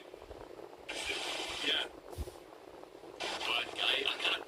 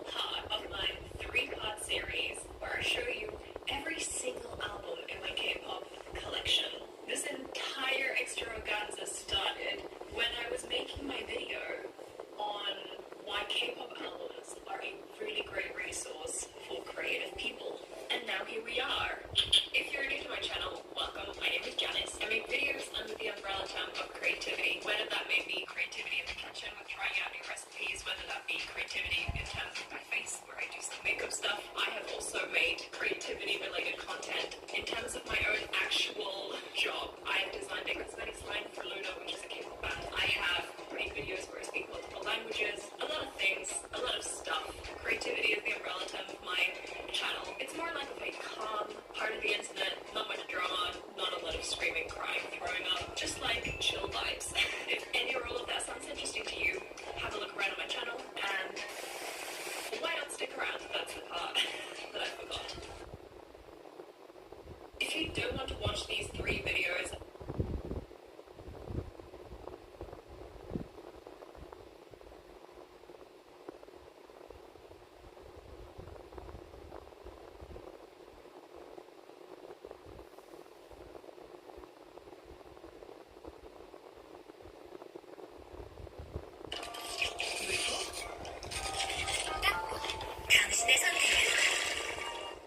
안녕하세요, 여러분. Hey guys, how's it going? It's Sean.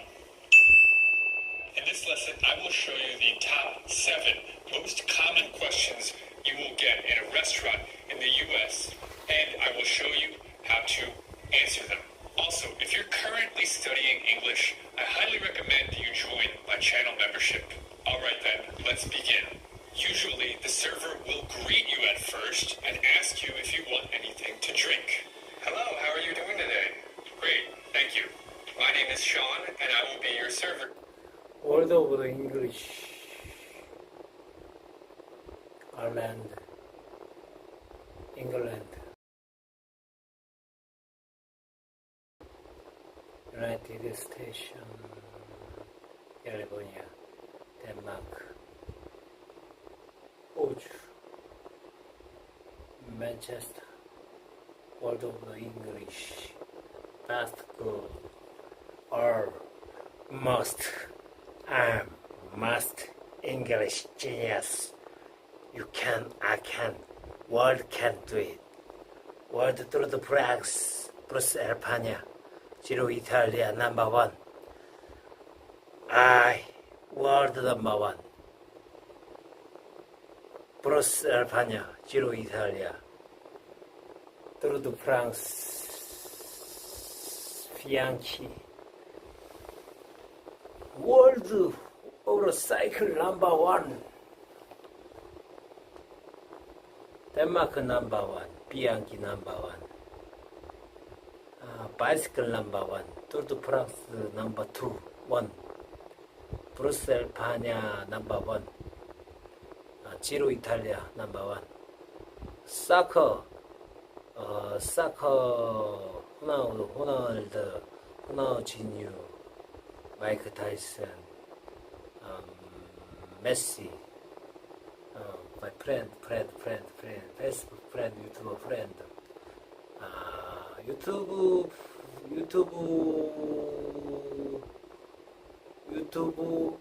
틱톡, 인스타, 팔로우 받았어요. Japanese English, Chinese English, best English. I'm good. I'm okay. I am Michael Jackson membership chart. Listen, writing. Mike tomorrow. Tomorrow sing a song test. Tomorrow sing a song test. Michael Jackson, Billie Jean, The World One. List, testing, listen, writing, speaking, Michael Jackson number 1, Tour de France number 1, world best one of the world singer song going to the no problem. Yes, okay, nice, perfect, good, great. November, September, no problem. Most and better best. Why not just speak? Go back a pool 차트, 어플, 원 어플, 아이털키, 2, 유튜브, 3, 인스타, 4, 4, more than more, 4 best. 더 북이야 더 이스트 비전 오브 더 바이블. I'm Bible genius, English genius. Michael Jackson number one. Michael Jackson. 먹었어. 삐래. What to what? Despacito. 삐래. Despacito. Slow, fast.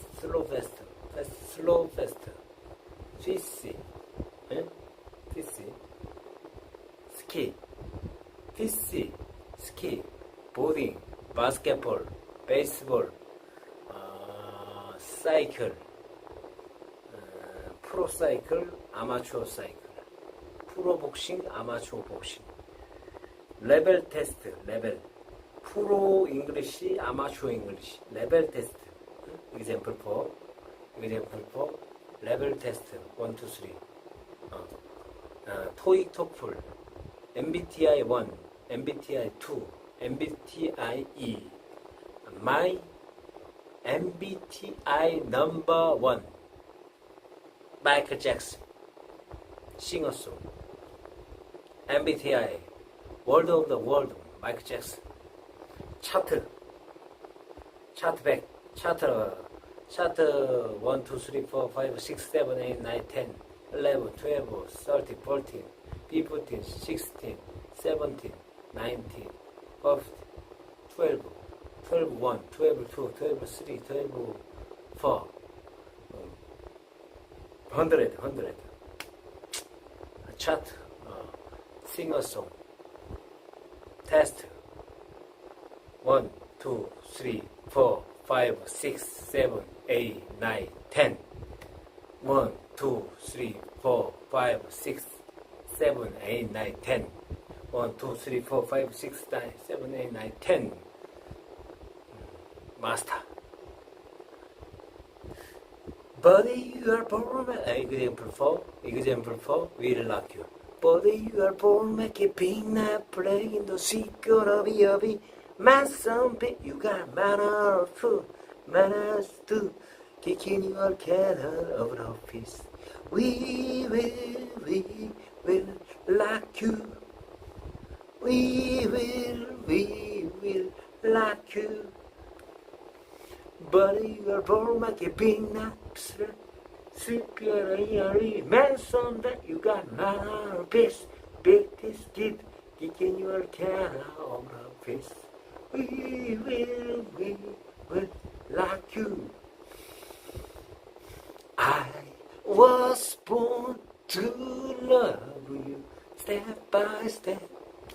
Oh baby, let it be, let it be, let it be, let it be.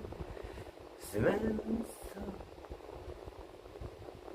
아나타게라도 이치데모 이토리자 야나카타라 아나타니 우메 오미 센다이 와라 우테 We can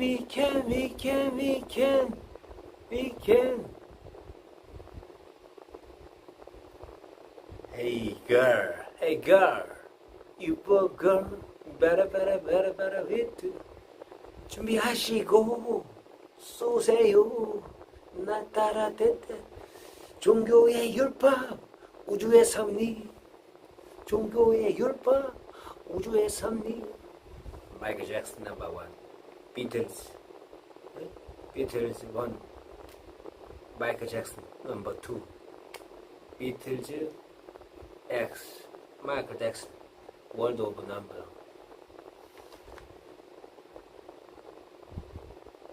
Holy Spirit number 1 money number 1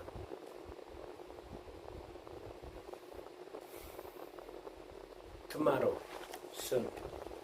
Hey guys, see you. The channel membership. Thank you so much. See you. example. Are you okay? Okay, okay. You can, 라. 내가 생각해도 너무 잘 된다. I sing a song. I think English very well. Very well English. 하하하하하. 하하하하. 내가 생각해도 너무 잘한다. You're okay? 많이 늘었다, 야. 그러니까 자꾸 이거 보고 말하고 계속 하는 거야, 반복. 이거 보고 똑같이 비슷하게 따라 하는 거야. 그리고 이제 나만의 것을 창조해야 돼. 주어, 목적어, 서술어, 주어, 동사, is, being, going, to the, then, where, what do you do, what do you do, what do you do, 뭐라고 싶냐, what do you do, what do you do, what do you do, what do you do, 뭐라고 싶냐, what do you eat, what do you eat, 피자, what do you eat. 그냥 한번 보고 빨리 외워야 돼. 빨리 외우고 빨리 익혀, 이거. 빨리 천천히 하면은 하나도 없어요. 그냥 속독처럼 빨리 가야 돼. 빨리 가고 빨리 익히고 빨리 익고 또 빨리 말하고 빨리 뱉고. 영어는 느릿느릿 해서는 안 돼. 그냥 정확하게 할 땐 정확. A, B, C, D, E, F, G, H, I, J, K, L, M, N, O, P, Q, R, S, T, U, V, V, A, W, X, Y, Z. 나와 A, B, C, A, B, C, A, B, C, A, B, C, B, D, C, B, D, C, M, B, T, I, M, H, 주. A, B, B, B, B, B, B, B, C, D, D, D, O, 파, O, P, Q, R, S, T, U, A, P, Q, R, O, P, O, P, O, P, Q, O, P, P, O, P, S, 오피스. 그러니까 쭉 해야 돼. 이 영감의 성경인데 몰몬책이야. 한번 외워볼게요. The end saying, Lord, mind, seventeen in the home, sick, the afraid, grave, 주여, Master, Holy Spirit, the central answer, the said, Lord, I am not worried, sir. 이게 그림하고 생각하고 같이 이어져야 돼. 이 영어 영문을 보면은 뭔가 상상에 의해서 연결이 돼야 돼. 그래야지 빨리 외워져. 빨리 외워져. 그림으로 그려내는 거야. 그림으로 이게 나한테 딱 맞아. 지금 나한테 내 수준에는 지금 딱 이거 있지. 이게 딱 맞는 거야. 그래야지 영어가 귀에 들어오는 거야. You know? I'm okay. You know okay? 오늘 많이 했다. 자자 이제. 정말 많이 했다. 아이고.